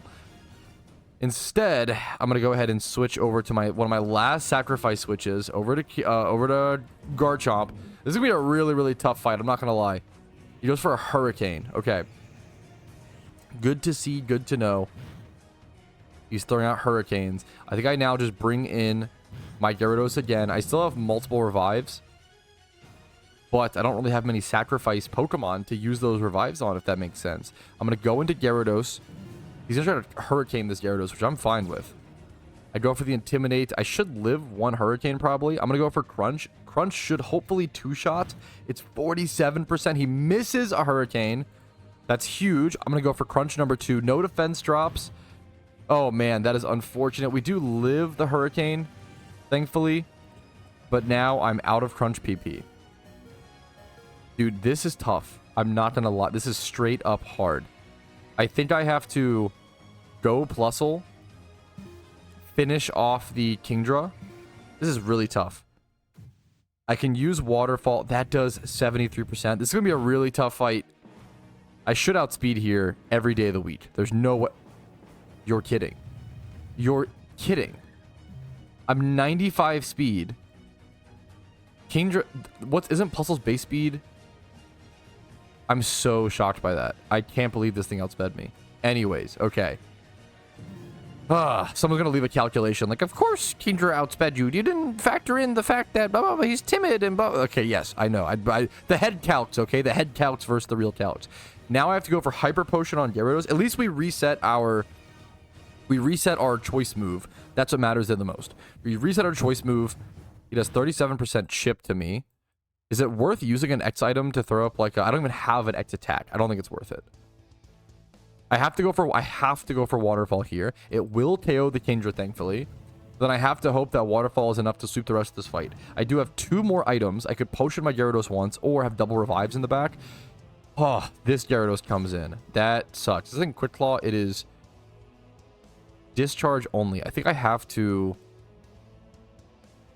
Oh, this is so tough. I think I need to mini revive. This is so hard. I'm not going to lie. I think I have to mini revive my Plusle. I definitely should outspeed this Gyarados. Hopefully live an attack here. That would help a ton. I do live 1 attack, thankfully. Power Whip. So what I'm going to do is I'm going to save my last item as a max revive. I'm going to Waterfall here. Only do 30%. Very little damage. But it's some chip. We get a flinch. We could just technically flinch him down a million times here. I'm hoping to basically get some chip damage, let this Gyarados die, bring in Minun, go for a discharge. Outrage is fine. I should outspeed every day of the week. If this Minun does not, or this Plusle, I should say Minun. If this Plusle does not outspeed, I'm 95 base at speed. I should outspeed every day of the week, but if I don't, okay. Whew. If I don't, I just deserve the loss. There's just no way I shouldn't outspeed there. Gyarados is 81 base stat speed. I'm 95, or yeah, 95, 41, 42. Dragonair is the final Pokemon. Okay, this should be a win. I'm going to go ahead and use a max revive. It hurts to do, but it's worth it on my Gyarados. I will have to like double Waterfall this. This should set up the win. Using a max revive there hurts. I'm not going to lie. It's a pretty expensive item and a rare item on the Iron Man, but it's worth it to get this fight over with. We get a nice Intimidator. The thing's mostly special attack anyway. We don't have Crunch PP. We just go for Waterfall. Waterfall does 63%. As long as I can live 1 attack. He has to Thunder crit me to kill here, I think. Okay. Whew. We did it, boys. Really tough fight. That was a really, really tough fight, honestly. Man, hope your guys' fights were easier. That was... There was a lot of sacrifice switching, a lot of different things. I really made this... I knew this was going to be hard, honestly, because I overleveled my Gyarados. The fact that this Gyarados was overleveled made this significantly harder than it should have been. But bam, boom. There is our 8th gym badge, I think. Or is this the part where... Oh, yeah, she gets mad. She's like, what's the matter? Oh, yeah, we have to go do something else to earn our badge. I forgot about that. But essentially, that's the 8th gym badge achieved. We'll be getting access to this Gyarados very, very soon. Just unlocked the Dratini / Dragonair / Dragonite shiny hunting spots over here in Johto. Kind of a big unlock. Also a bunch of Magikarps here, of course, but the main reason people are here is for that Dratini spawn. This is also probably hilariously the best spot to just like single encounter for Dratini and like go for Dratini if I'm trying to farm like a good Dragonite for PvP, or I don't think it's used very much in PVM, but yeah, the best way to farm a good Dragonite is probably right here. All right, but I believe it is finally time to take on the Ho-Oh fight on the Iron Man account. I literally specifically made this Garchomp for this fight. I have 2 different Gyaradoses and a Plusle in the back. I'm hoping this is enough, but let's see, man. The Ho-Oh fight is incredibly difficult. It's one of the 2 reasons that makes Johto the hardest storyline in all of PokeMMO, in my personal opinion. Let's go ahead and jump into it. It's super crucial to have a Rock Slide Pokemon if you're doing this for yourself. Ooh, and it's a 2-phase fight. Let's jump into it. Let's appreciate the beautiful music, the beautiful custom fight, and custom designed battle that PokeMMO, the developers, had to actually create and make to make this region possible. One of the big reasons why it took so long to make Johto was this fight itself. I'm just going to go ahead and go for Rock Slide plus Waterfalls. There's no ads spawned yet, which the ads are just like the little baby Pokemon on the side. Nothing there yet, so we can just go ahead and spam pure damage into this. Waterfalls and Rock Slides. There is a max damage cap, as you can see, at 7%. Very, very similar. It's pretty much like an intro to raids, which is kind of beautiful. I'm kind of just realizing that now, but yeah, it's kind of beautiful. He does triple burn all of your lead Pokemon. Really unfortunate for me there, as all of my Pokemon, all 3 of them are physically attacking. But I can use my Wingull as sort of a sacrifice to burn heal, at least the Garchomp, which is exactly what I'm going to do. So I'm going to go for Rock Slide here, and then use my Wingull to go ahead and go for that burn heal. I should have one. Yes, thankfully I do. Use the burn heal there. I'm going to should have double check, like 1000% double check to make sure it was used on the right Pokemon. And then have my Krokorok go for a Stone Edge for extra chip damage. Burn Heal on the Garchomp. There we go. We get a Rock Slide off for 21%. Massive. So the damage cap is changing, which is nice. Goes for a Sacred Fire on my Krokorok. Gets a critical hit, which would have raised its damage actually to +6 because it is Anger Point hilariously because of it being an alpha. We're now going to bring in... I almost want to bring in my Plusle here just because I think it's better to go Gyarados. I think Sacred Fire might be physical. I always forget. I believe it is. And then in comes Suicune. As one of the ads Pokemon. The ads Pokemon are going to be the legendary beasts. Let's go ahead and go for our Rock Slide into... We can go ahead and use a Burn Heal on... Oh, did I miss? I just realized. I thought I Burn Healed correctly, but I must have misclicked on my Gyarados. I'm going to Burn Heal my Garchomp then for sure this time. I must have misclicked there. That's so interesting. I still did 21% with my Garchomp last time. This time doing 28%. It's interesting the Burn Heals are less relevant because of the capped damage.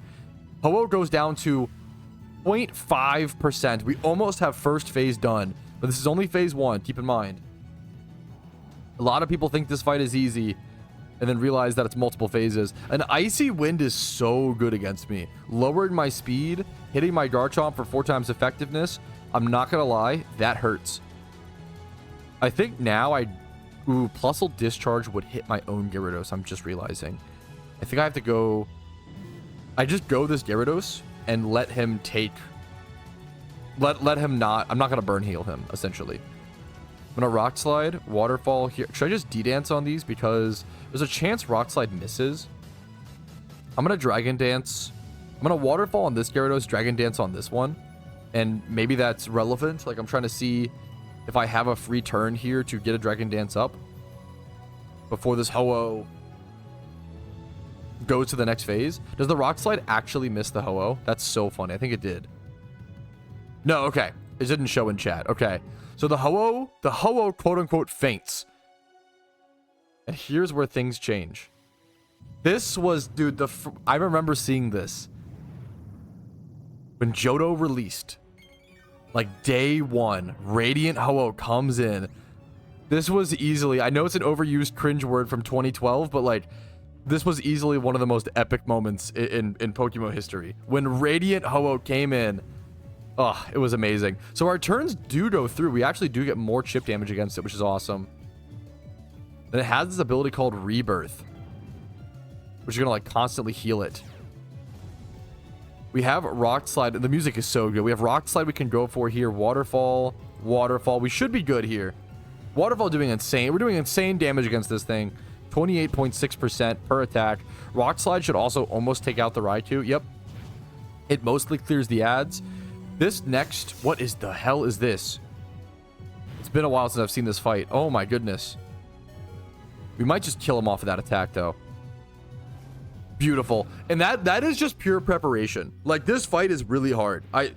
Hilariously, I actually lost to the Gyarados fight, but not this fight. This fight is very difficult. Don't let this showing confuse you. I was just thankfully properly prepared. I put a lot of time into preparing. And there we go. That is Ho-Oh defeated. We can also officially now, once you defeat Ho-Oh, we can officially now legendary hunt for the beasts in Johto and the roaming legendaries here. We can also go to the Elite Four, of course, which is our next course of action. But I can officially hunt for, right now it's Raikou is the current legendary as I'm recording, which is huge. We're going to be huge for the Iron Man.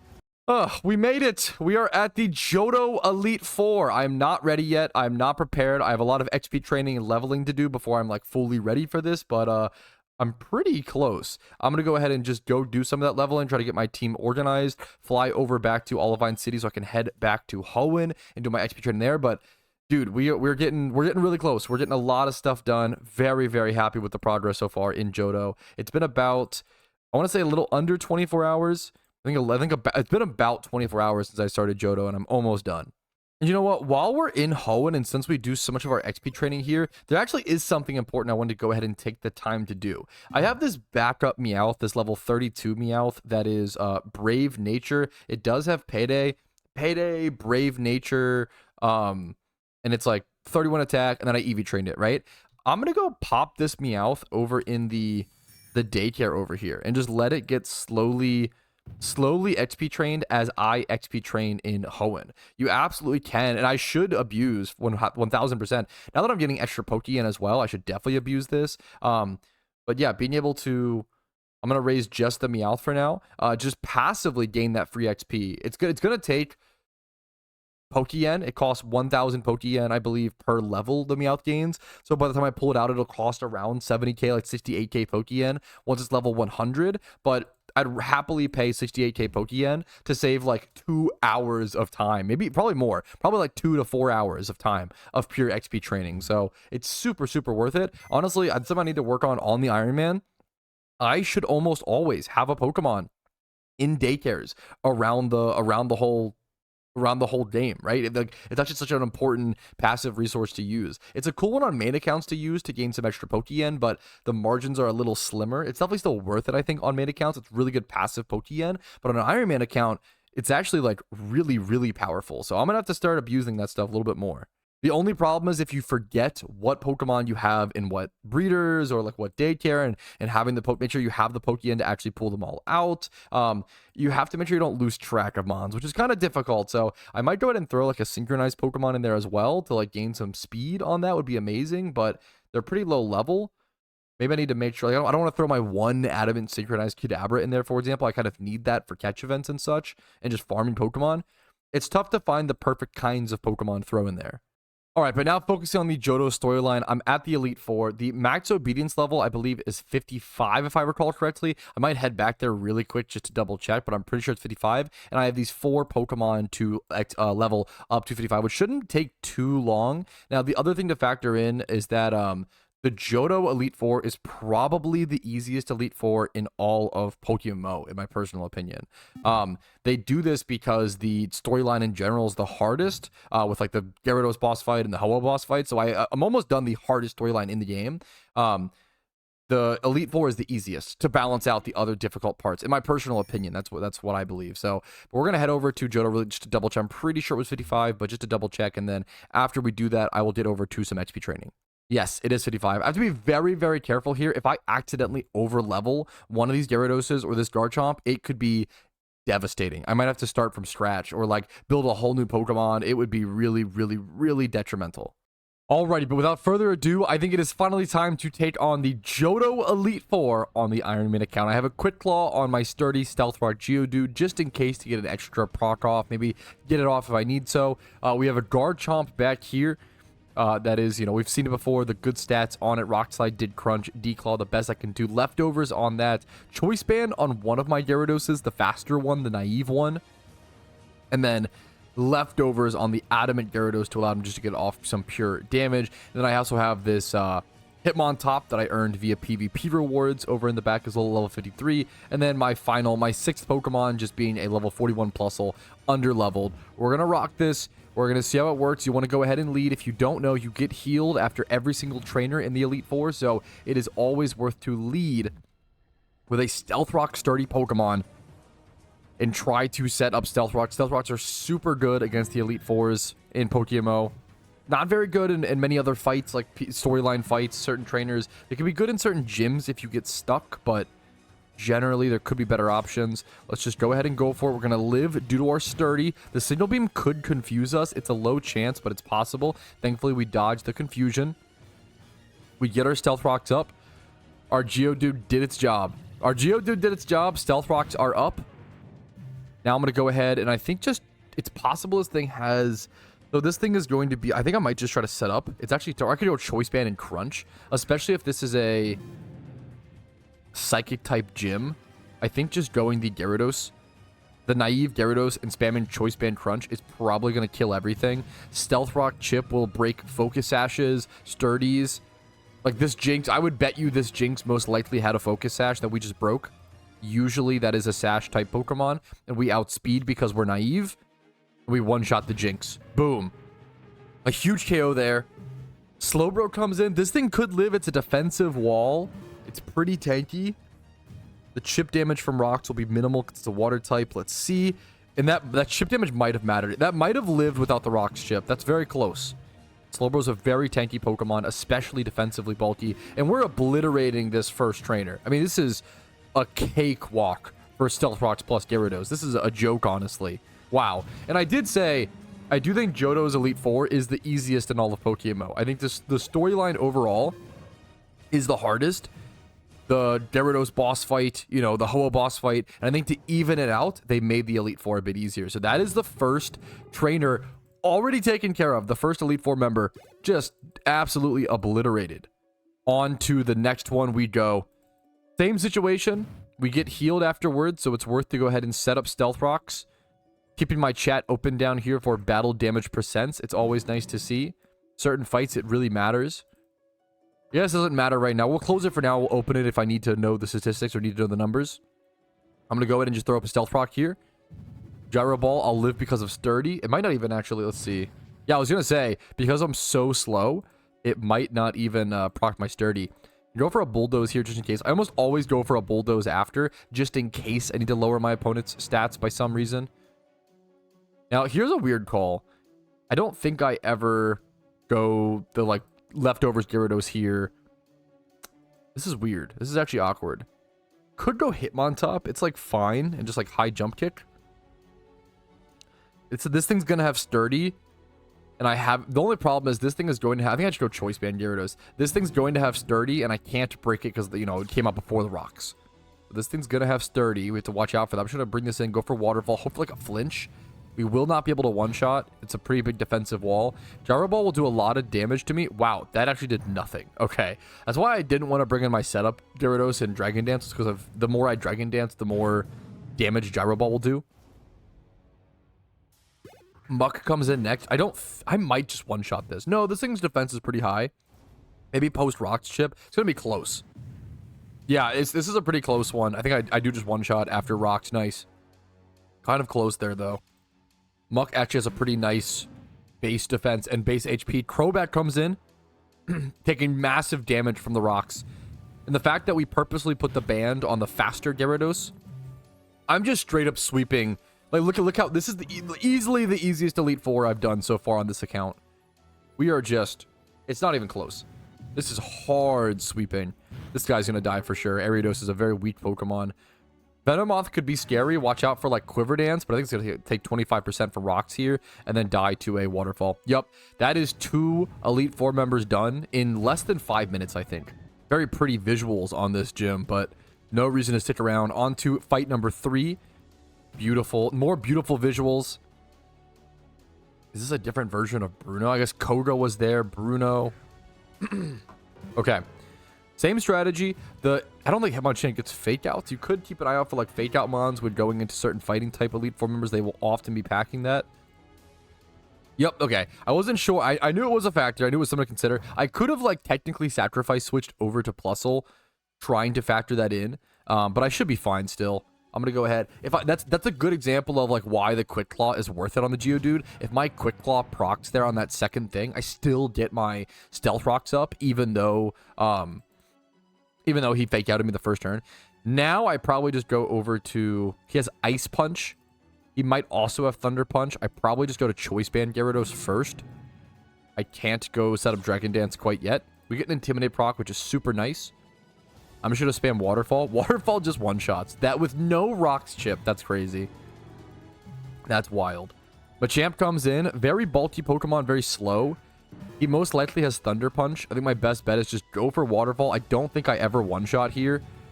After Rocks chip, it would have been really close. Stone Edge, that's good for me. No Thunder Punch. He does crit. That's okay. We still live at to 9% HP. He could have Mach Punch there. Thankfully, didn't go for it or didn't have it. We're just abusing our Choice Band here. Once again, the Rocks here, the Stealth Rocks here would have been so good. Stealth Rocks here would have actually broken Steelix's Sturdy. Instead, we have to just break it with our Gyarados. That's totally okay. We can set up with our backup Gyarados if we need to. He just goes for an explosion. We'll take it. We have backup Gyarados for setup as well as our Garchomp with lefties. I need to keep an eye out for Ice coverage and Thunder coverage. I'm going to go my backup Gyarados here. It's possible this has Thunder Punch, but I really doubt it. The question is, I think I could go ahead and D-Dance here. The reason I'm not going to is because I have flinch chance with Waterfall, number 1. And number 2, I'm pretty sure if I just attack here, I should have enough damage. If he responds with a Thunder Punch and KOs my Gyarados, my Garchomp will still outspeed, kill this, and then I should be able to like clean up with my Hitmontop or do a revive or whatever. There's other options. I don't need to D-Dance here to win. He misses double Rock Slide. Really lucky for me. I don't think it mattered. I don't think it mattered. If the last Pokemon is like really difficult to deal with, then like maybe it mattered, but I don't think it mattered. Hitmonlee comes in. Yeah, I think this would have been in the bag no matter what. But we will take it. One more attack will do it. This has been the longest fight so far, and it was around 3 minutes and 20 seconds or so. Was going to end on my guess. And some of that time was even spent walking to the location. So there we go. That is Elite Four member number 3 defeated. We have number 4 and our rival fight left. All right, on to fight number 4. Sweep City should continue. We against Elite Four Karen. Houndoom's coming in. We should be safe to set rocks against this. He could be Dark Pulse and get a flinch. But then we have double chance with there's Quick Claw. That's a beautiful part about it, is if Quick Claw procs either time if you get flinched, you have 2 different chances to actually proc Quick Claw. And also a good example, I can Quick Claw turn 1. Now I can Quick Claw Bulldoze if I get the proc. I didn't get the proc, but that would be amazing. A speed lower. The Bulldoze is not obviously it's super effective against Houndoom, but I'm not doing much damage with the level difference. You're really just there for what's it called? I think this is a good situation to actually go over to King 1. This guy does not, unless it's like hidden power electric, he should not have electric coverage. I'm going to set up a Dragon Dance here. Yeah, a Weech Flamethrower comes out. This is the perfect time to go the setup Gyarados. And I think only 1 Dragon Dance is going to be what I need. I don't think it's worth going for 2 D-Dances. 1 D-Dance will allow me to outspeed this Houndoom and one-shot it. Boom, there we go. So level 49 Houndoom. What's up next? It's like a dark type. Yeah, dark type leader. Umbreon comes in. We could Thrash, but it's kind of greedy. I'd rather Waterfall. We have the chip damage from the rocks. I don't even know if I think Waterfall just does more damage. Foul Play does not. Wow, yeah, that makes sense. That's the thing to worry about with some of these dark type gyms. That was rough, but that's gonna happen. I think I just go ahead and go Gyarados here. Choice band Gyarados. They're dark types, so I'm just gonna click the Waterfall here. We have Flinch Chance coming up. We have Garchomp in the back. We have Hitmontop to Blastoise as well. Vileplume. That's weird. I didn't know. Okay, interesting. Little type coverage here. I think it's worth to sacrifice switch here. Actually, I think Waterfall's still going to do decent damage. Maybe I'm a sicko. Yeah, Waterfall still does 54%. And we have flinch chance. That's what I was kind of... Yeah, and we haven't seen a flinch in a while. I just felt it in my bones. There we go. There we go. Waterfall down the Vileplume. Countering the... Of course, we're killing the grass type with the water type move. Welcome to PokeMMO, you know?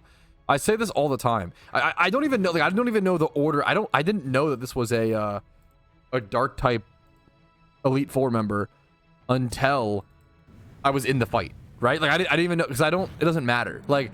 In PokeMMO, it's hilarious if you have strong enough Pokemon and you prepare properly, you don't need to worry about typings. It's kind of messed up, but you don't need to worry about a core fundamental of Pokemon, right? I'm gonna switch to Plusle here. It could Sucker Punch, I guess. It probably kills me, which is kind of what I'm going for. Yep, Brave Bird chip damage. I'll take it all day. It's kind of a situation where Brave Bird crit. I don't mind if I die there. I'm just trying to reset the Cursed Body. Gengar did Cursed Body my Waterfall, so I wasn't able to use it. So I had to struggle there, which would have been terrible. There we go. 4th Elite Four member done. I've done this whole thing in about 15 minutes, I want to say. It's been about 3 minutes or less. It's been like 3 minutes per fight.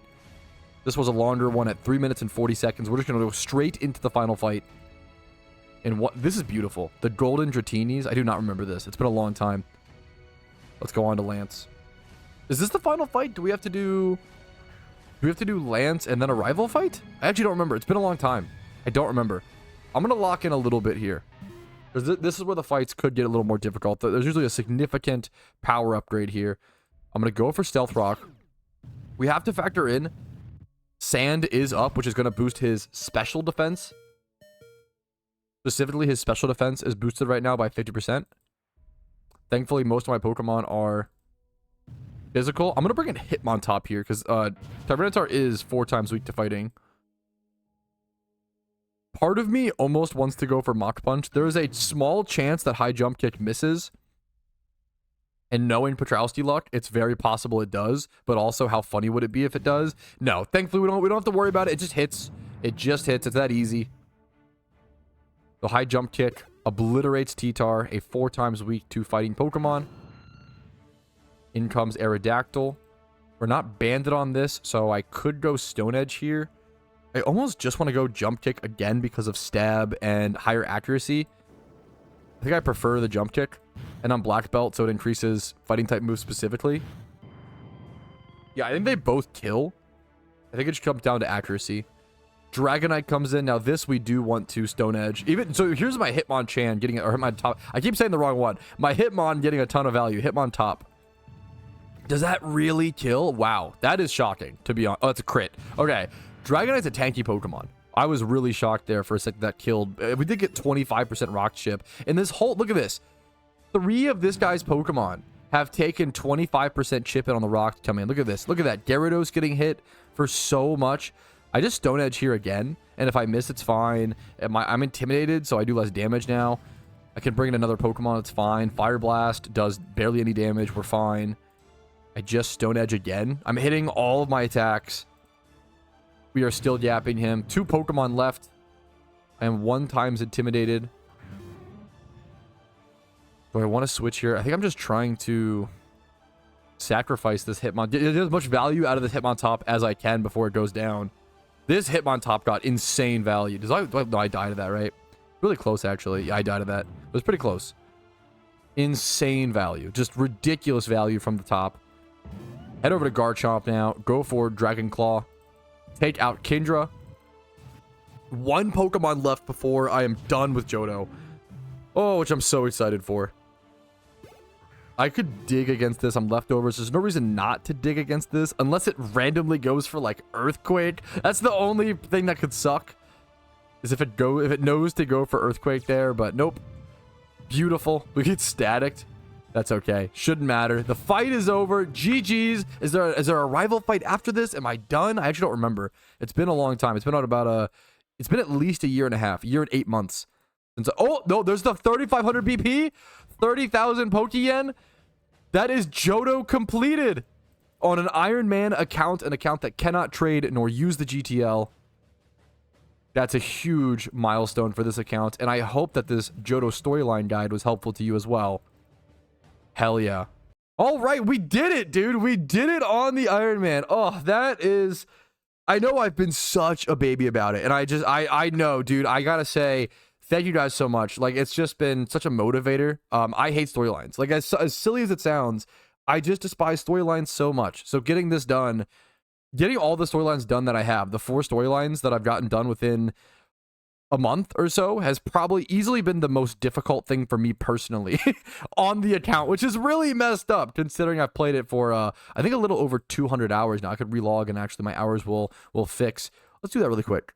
Yes, there it is. 202 hours achieved on the Iron Man account. Almost 900,000 Pokeyen. We're pushing our way over to 1 million Pokeyen. And our 4th out of 5 storylines completed, dude. Oh, this was hell on earth, but it was so worth it, man. This unlocks so many catch events. It unlocks the ability to really solve our Pokeyen problem. I'm so excited to work towards a gym rerun team. Getting some proper Cyndaquils and Typhlosions and doing 1 gym rerun a day, even for a week. If you don't do gym runs in PokeMMO, you may not know. Using the calculator in the bottom right-hand corner, I could make easily 250k, probably 300k, but let's I'd rather underestimate on the Iron Man so we just, have an idea. Let's say I make 280,000 Pokeyen a day doing the gym rerun, right? It takes 1 hour. That's 2 million Pokeyen a week. a week, and it just takes 1 hour a day. It's 1 hour a day, 2 million. You can on your main account as well if you want to make profit on your main account. Do gym reruns. Oh man, it's gonna take a bit to make the team and go catch Cyndaquils and actually get started on all of that. But this is going to be revolutionary. We're literally going to solve Pokeyen on the account. It's gonna be it's gonna unlock so many things, and it's gonna be insane. It's gonna change so many things. It will fully change the way that I view Pokeyen on the account, and I'm so excited. I can also hunt for Raikou now. I can go for, which is another very powerful raid legendary Pokemon, a very useful raid legend. So, oh, that would be amazing. We have Articuno to go for, Raikou to go for, and a gym rerun team to work towards.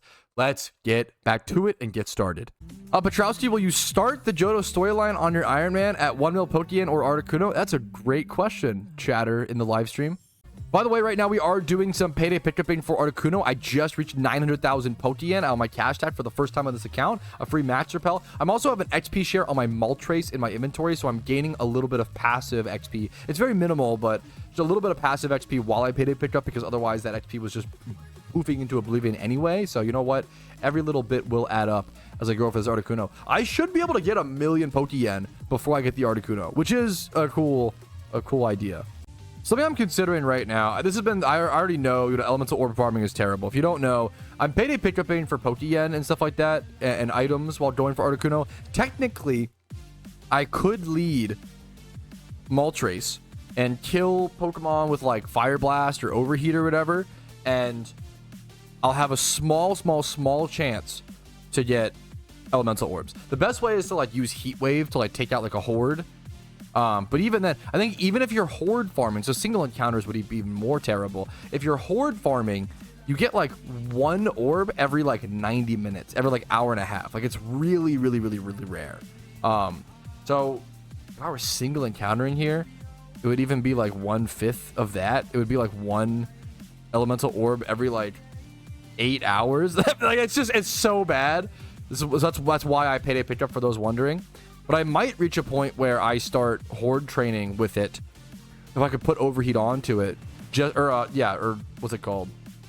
Heat Wave onto it, just because I'm gonna need so many elemental orbs most likely, unless I'm gonna Fireball this for fun. Unless my Zapdos comes out amazingly IV'd, right? I need so many elemental orbs to properly IV my Zapdos and my Moltres. My Moltres alone, it's at 15 and 6 speed, right? So you do 31 minus 15, you need 16 there, and then 31 minus 6.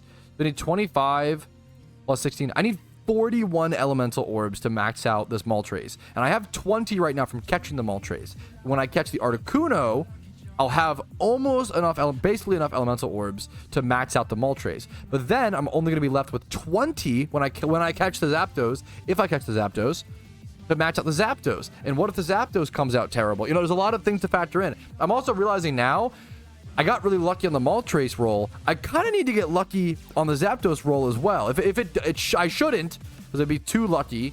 But I really do need my Zapdos to come out like modest, mild, rash. Timid would maybe be usable, but like maybe naive or like a plus speed. But I kind of really need the to be fair, Zapdos is so powerful that maybe it's fine with a as long as it's not like impish, like a minus special attack nature would be terrible.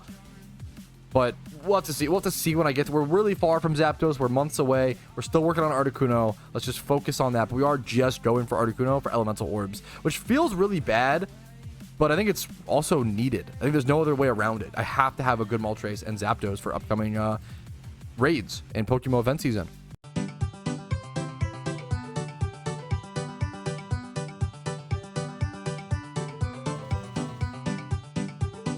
The song is so much longer than I remember. What? We're doing the happy song.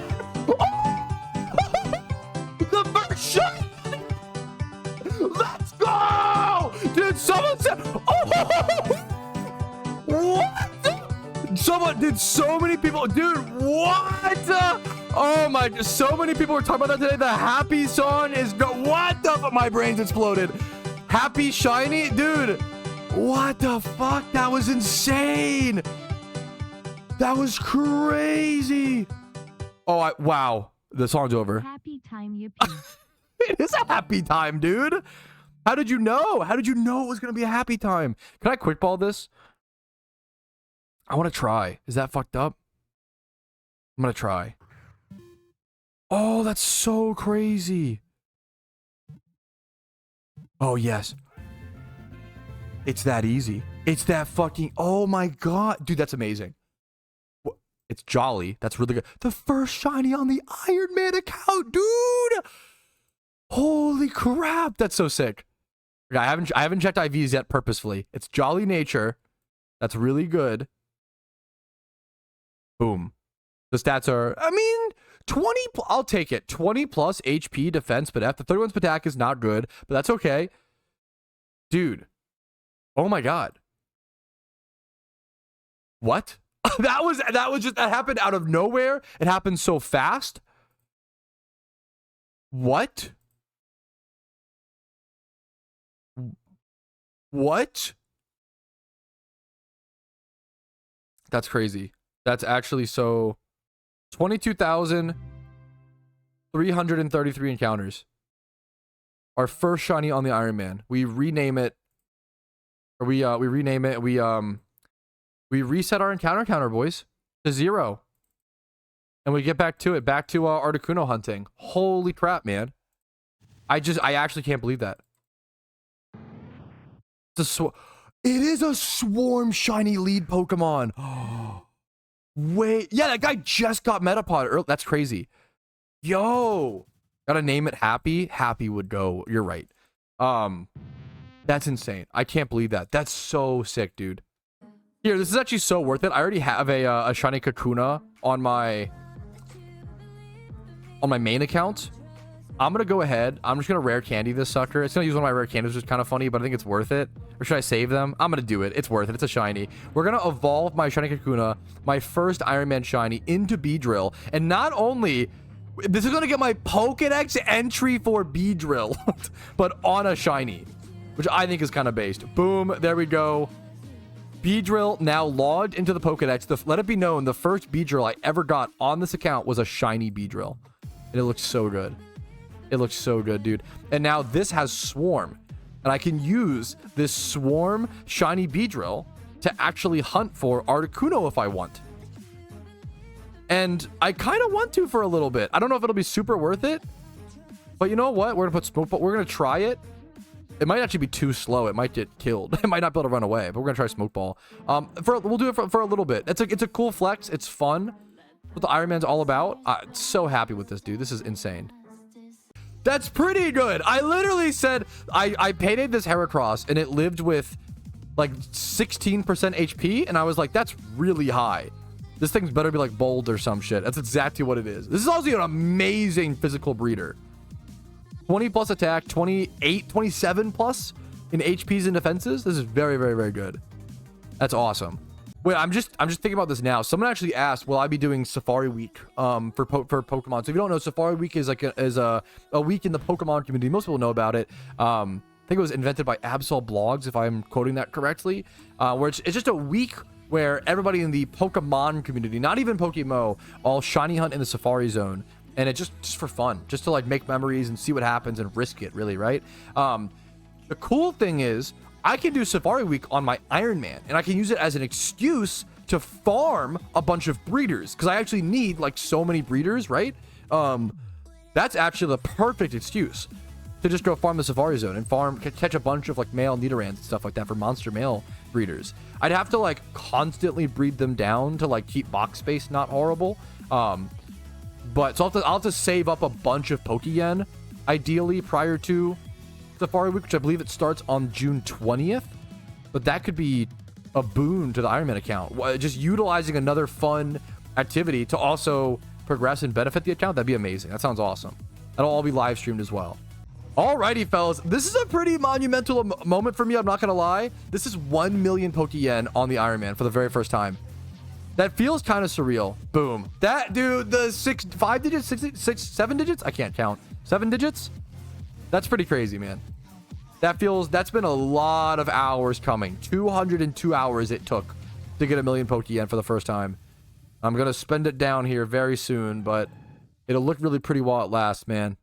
Alrighty, there is an alpha over in Kanto right now. Speaking of 1 million Pokemon, will be the perfect time to go ahead and take a break from Payday Pickup for that Articuno and go check out that alpha. I have no idea what it is. We'll go see what it is here in a quick sec. All right, it is an alpha Nidoqueen. We can use this as a monster egg group breeder. We could turn it into a male, into a Nidoking easily, or just use it as a breeder itself. I don't think I need like hidden ability Nidoqueen for much, but I mean, it could be a decent PvP threat, I believe. I'm going to start off by skill swapping with my beautiful new Spinda, or I'll just die to the... I love that I, like, spent all this time and effort to get this Spinda, and I was like, it was like going to change the account. It was going to make every alpha encounter so much easier. And then it just dies before because I need to train it. It's my fault. I need to EV train it. I could go EV train the Spinda and my new shiny at the same time. That's honestly kind of based. All right, there is our catch. It was a little tough, but not too bad. I had to use 1 revive, but thankfully, honestly, the revival herbs I farmed up are coming in clutch. Jolly Nature could be very good. Let's see. 3 times 31. Also, I'll take that. Oh, that's super good.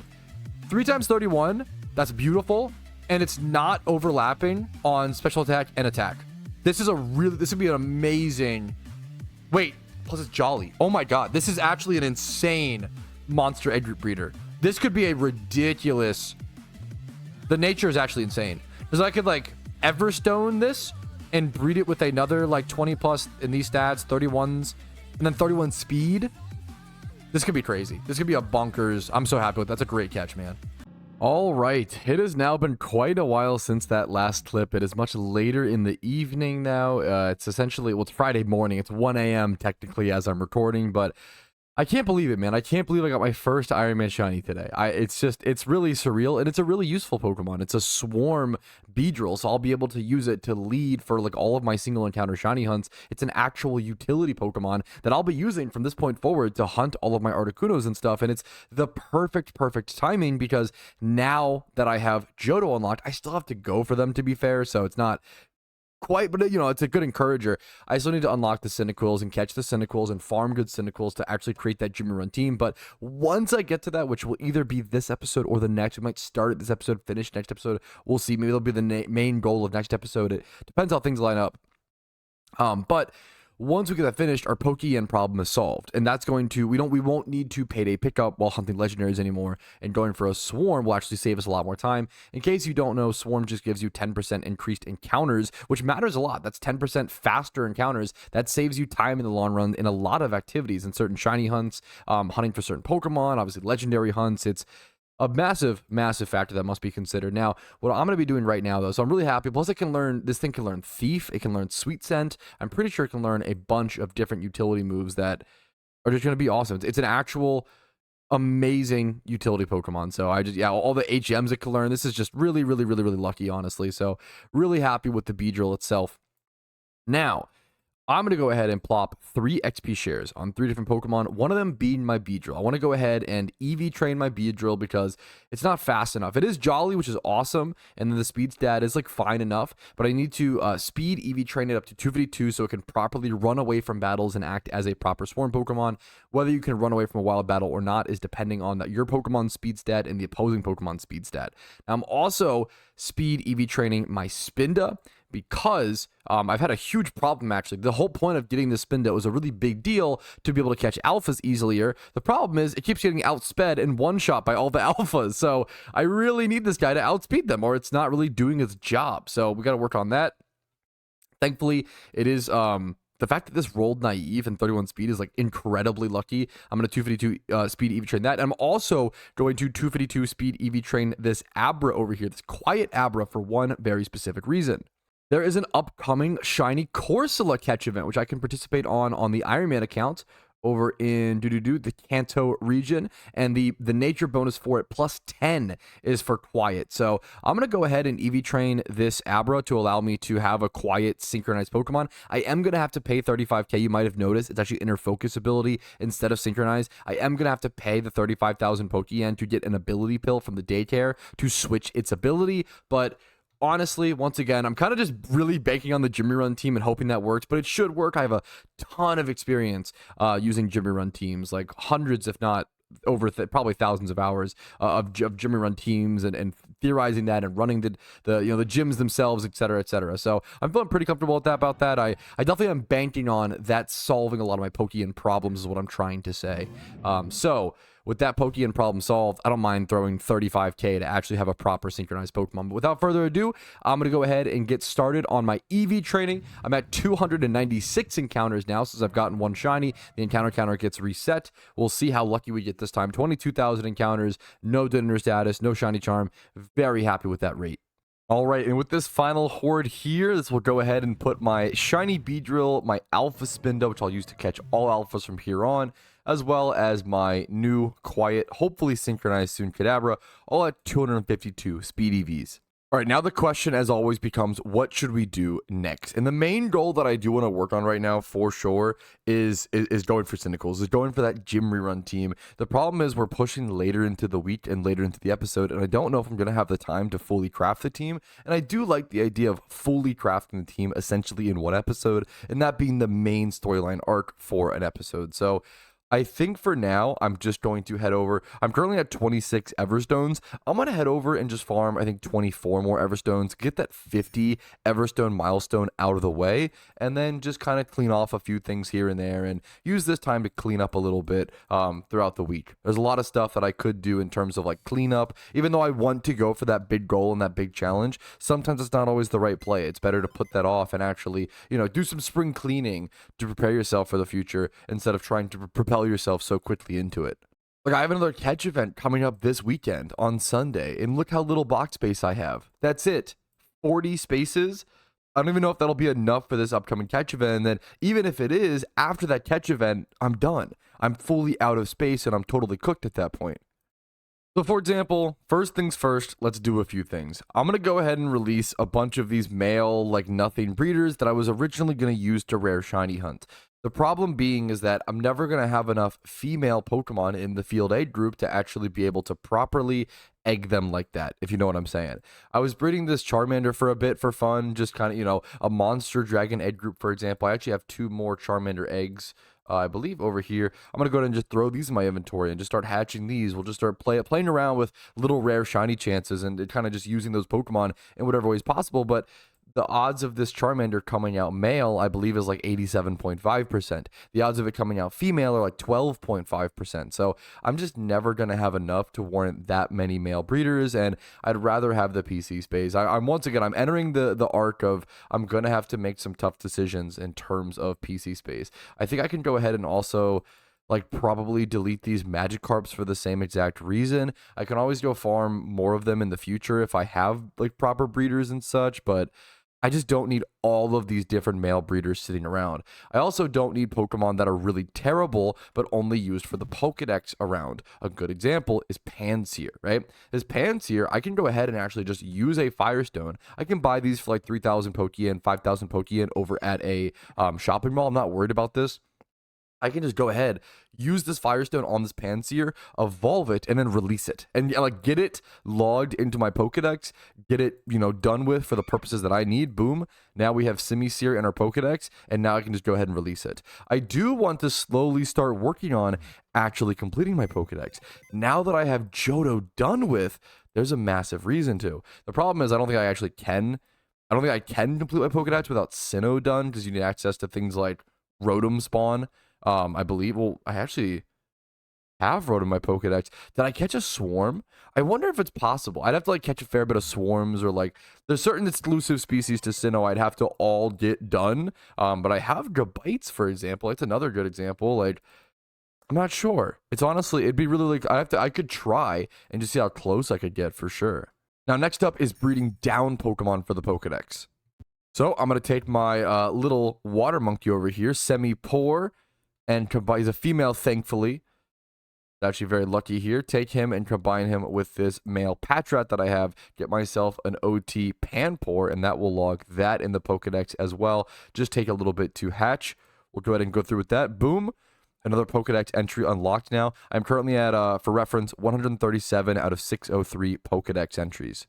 All right, one more quick thing I can do is go ahead and use a Sunstone. Make sure to use it, not that it really matters on an Iron Man, but an untradeable one on this Sunkern go ahead and just evolve a random Sunkern into a Sunflora, get that logged in the Pokedex, and then I can release all of the other random shitty Sunkerns that I don't need to hold around because I have one for the Pokedex. This is a very good one. This is a breeder, but I'll just end up using it as a breeder. I'm sure I won't need too many Sunstones in the future. Sunflora isn't exactly a powerhouse in PVM or PvP, as cool as it is as a Pokemon.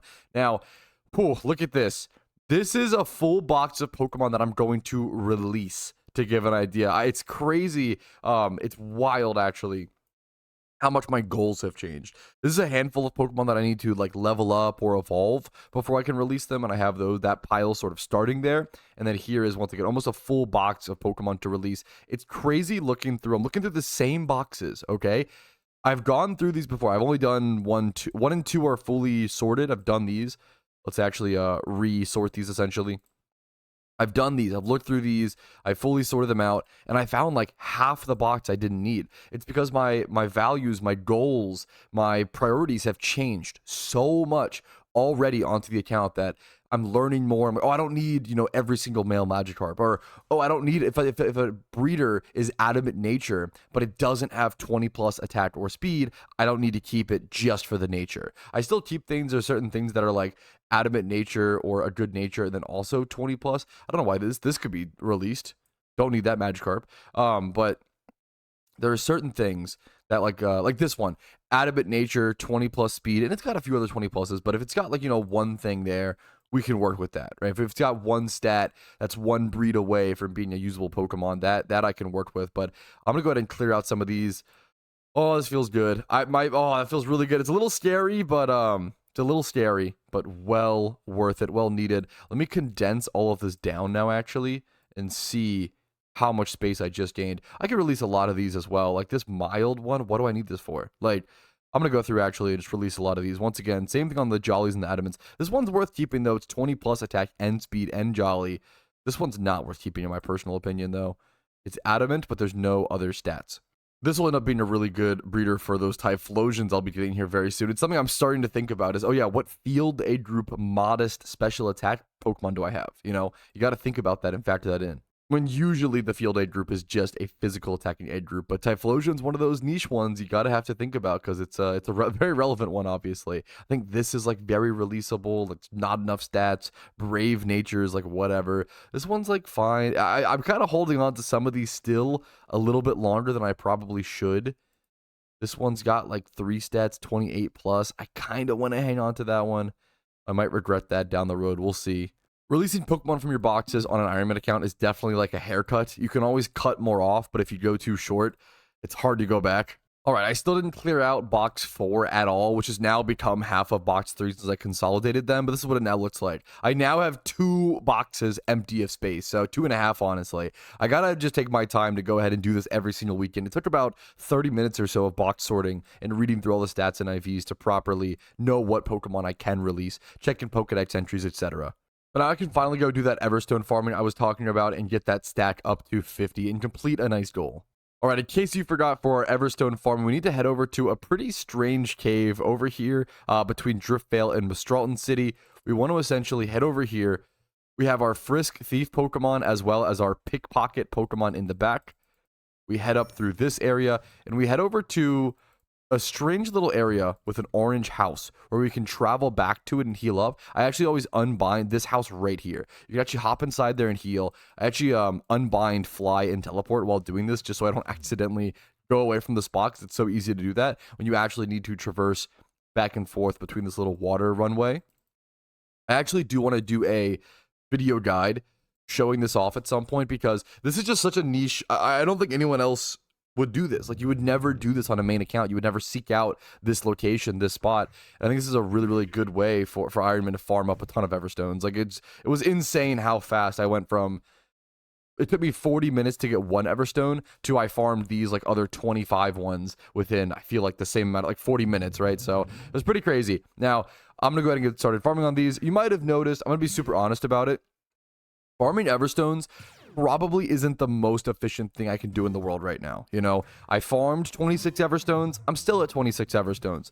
Patrouski, why do you feel like you need more? You know, you didn't even use any of the ones that you farmed previously. And you're not wrong. I think it's important to, number one, prepare for the future. But number two, also just do certain grinds and activities that sound fun to you when they sound fun to you, right? So I'd rather...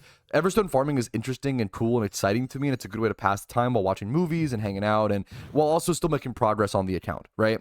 It's really important in an MMO, in PokeMMO, to pursue the activities that sound fun to you while they sound fun to you, if that makes sense. Even though Everstone farming isn't the best way for me to make progress right now, it's still a good way for me to make progress, especially for the future and looking down the road. I'd rather go ahead and take advantage of that drive now, because you can't really control drive or motivation. That's kind of, you want to abuse it while you have it sort of thing. So if I have a silly little drive to go farm Everstones, let's take advantage of it, essentially.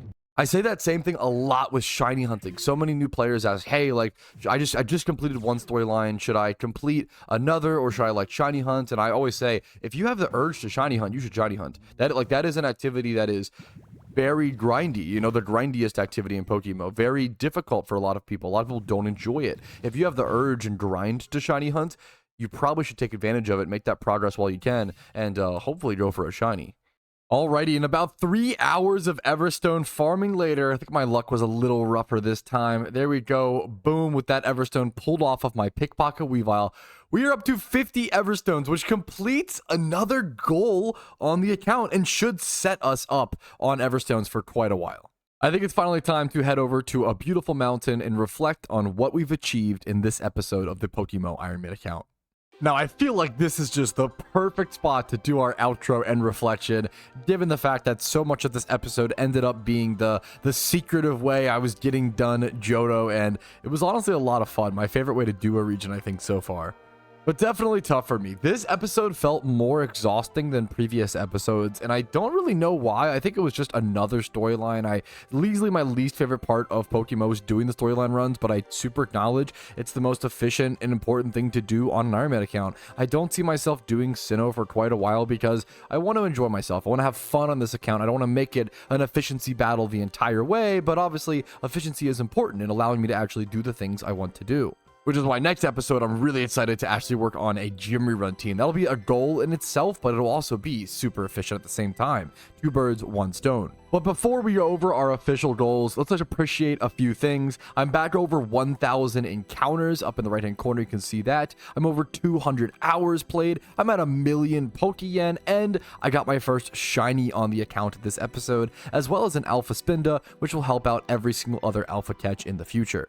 So even if it was just those few things that happened this episode, that is more than enough progress for me. We hunted for Articuno a ton as well, but didn't quite get there. And we still have 2 different legendary Pokemon to hunt for the rest of the month of June. Being Articuno and Raikou is now very much on my radar with Johto being done. But now let's officially look over our goals list and see what we completed. First things first, Contrary Spinda. Yes, that is a completed tier 1 goal. We also completed the Johto region, a massive goal achieved. Hell yeah, love that one, dude. Love crossing the regions off. Only 1 left. And then 6 level 100 Pokemon. I actually don't know if I've achieved this yet. Let's head back to the PC really quick and double check. It seems like I still only have 5 level 100 Pokemon, so I'm really close. We got 1 here. And then 2, 3, 4, 5. So we're super close. If we get this Parasect to level 100, that will be that achieved. But we'll have to do that in a later episode, I guess. Or I think I was planning on hoping to get like Moltres or Parasect, but we just didn't have a whole lot of time for casual or leisurely XP training this episode. Now, this one kind of surprises me. A trainer rerun Cloyster. We kind of glossed over this, but we did achieve this goal. I EV trained it. I only got it to level 74, but I should be able to ability pill it to put skill link onto it, and then maybe like use hard scales, I believe. I'll have to get hard scales. I'll have to farm some hard scales to get Icicle Crash, or Icicle Spear, excuse me, on it, and that will make it a proper thing, but it's basically done. We'll have to refine it a little bit, but yeah, I would consider that a tier 2 goal achieved that I really just didn't give enough appreciation when it happened. Catching this Cloyster just kind of happened out of nowhere, and it was just done so quickly. And 1 million Pokeyen. That's a new goal achieved as well. We'll knock that off the list. Hilariously, I got my first shiny before the 30,000 encounter mark, so we didn't quite get this. This has to be 30,000 encounters since my previous shiny, so I'm not doing like 22,000 plus 1,000. I have to actually re-achieve 30,000 encounters since my previous shiny. But the next one, 50 Everstones. Boom, we did get that achieved, got it off the list. We should be set to breed a ton in the future, and I have a lot of breeding to do coming up next episode. A lot of the episodes so far have been like preparation and getting Pokeyen and Everstones and things to actually allow me to breed. And I'm finally getting closer and closer to actually making PvP Pokemon, Jimmy Run teams, the higher end. We're pushing towards that end game. With 4 regions done now, we're so much closer to actually being at true Pokemon end game. And I still have been saving and hanging on to this BP, this 13k. I think I'm going to eventually use it next episode to get a choice specs, is my guess, to work on that Jimmy Run team. But for now, nothing else, I think. And also I'm missing them in the tier 2 goals. I think that's all we achieved so far this episode. We still have tier 3 goals to look at, but I don't think we've achieved a single tier 3 goal yet. These are very difficult, very long-term goals that are just going to take a long ways down the line. Probably won't see these for multiple episodes. Most of the goals on here are just hundreds of hours in themselves, aside from like the 211. I have 211 hours played. Most of these goals take hundreds and hundreds of hours. Maybe some of the easiest ones being like Pokedex completion, but that takes about 30 to 50 hours or so, and that's after having all the regions done, which takes hundreds of hours. So at the end of the day, it's kind of a hundreds of hour hunt. One of the easier ones in terms of hours, each legendary bird, it's about 20 to 40 hours per bird, so it ends up being like 100 to 120 hours or so. But once again, that's if 3 months pass. I have to wait until next month to even get that for Zapdos. So we're working towards a lot of these, but not quite there. Halloween pumpkin boss might actually be the easiest goal on this list, because I would have to breed. I have a Chandelure actually already done, which is crazy, and then I'd have to get a Crocodile and a good Typhlosion. So I might be a lot closer to this actually than I realized. I'll be getting a good Typhlosion next episode. I might be one Crocodile away from being prepared for Halloween. It's kind of crazy to think like that, but I absolutely have been preparing for the Halloween event basically 4 months in advance, and that's kind of how you have to play an Iron Man account, is prepare ahead of time as soon as possible. Alrighty, but that is all the goals we completed, okay? Here is what our goal list looked like before this episode. I believe we had 15 goals completed, and here is what our goal list looks like after this episode. I was able to complete 1, 2, 3, 4, 5, 6 goals this episode. That's crazy to me. This episode to me, it's very funny. Every episode I'm like worried and I'm stressing that I'm not getting enough done. This episode I did more than any other episode previously. That is just, that's amazing to see. This is why it's so important to write down your goals list on paper, in life and in games. I say this all the time. Many people work very, very, very hard in this life, especially like in our generation. I think a lot of us work extremely hard, but even though we work so hard, it can feel like we're never getting enough done. So having a physical list to actually see what you got done either that day, this weekend, throughout the week itself, etc., throughout the month, year, whatever it may be, whatever time frame, right? It's a really helpful reminder that, you are making progress and you are doing a lot better than you realize. And the Iron Man account is surely doing a lot better than I realize, and I'm having a ton of fun on it at the same exact time. Hopefully you guys are having fun on your Iron Man accounts as well. It's kind of unbelievable how many people have created Iron Man accounts. Look at the Iron Man team. We're at 148 out of 150 members. We're almost full. This team's only existed for a week or so, about maybe like 10 days. 10 to 14 days. That's craziness. That's insane to me. So shout out to everybody in the team, everybody having conversations, everybody comparing tips, tricks, and strategies within the Iron Man team chat. That's been such a invigorating part of the game mode to keep eyes on all of that. Has been really, really beautiful. I know that for me personally, the Iron Man game mode has really inspired me to enjoy PokeMMO in a brand new way. Not that I wasn't enjoying it before, but this is just a fresh new feeling. And after playing a game for 10 years, sometimes you need something a little fresh. And I hope this series has felt fresh to you guys. If it has, make sure to let me know by hitting that like button. Dislike if you haven't enjoyed, that's okay. Subscribe to the channel for daily PokeMMO videos. Follow me on Twitch for streams Monday through Thursday at 12 p.m. ET. Discord's down below if you're interested in that. And if you want to go above and beyond and support the content, you can actually pick yourself up some fresh food using using the link in the description, getting 50% off your first box of Factor, which are essentially chef-made, nutrient-dense, delicious meals delivered straight to your door. You pop them in the microwave for 2 minutes. They come out nice, steaming, fresh, delicious. I love them. I'm a big fan. They season the heck out of their vegetables, which is something that I love to see because vegetables can be delicious, but often people don't want to put that effort in. They kind of put in that effort for you, and they save you a lot of hassle, a lot of stress, time to go to the grocery store, time on gas money, time doing dishes. Check out Factor. I think Factor is a perfect solution for a lot of people who live a very busy lifestyle. Check it out. Link is first thing in the description. And once again, I just hope you guys have enjoyed the series, and thank you so much for your time. Thank you for watching, and I will see you guys in the next episode. Peace, Reno. Yo, Patrouski here, and I wanted to thank you personally for watching the video until the very end. I really, really appreciate that. And if your name is on this list, thank you to the moon and back, because you allow me to even make these videos by supporting the channel. Thank you so much for watching, and have a great day.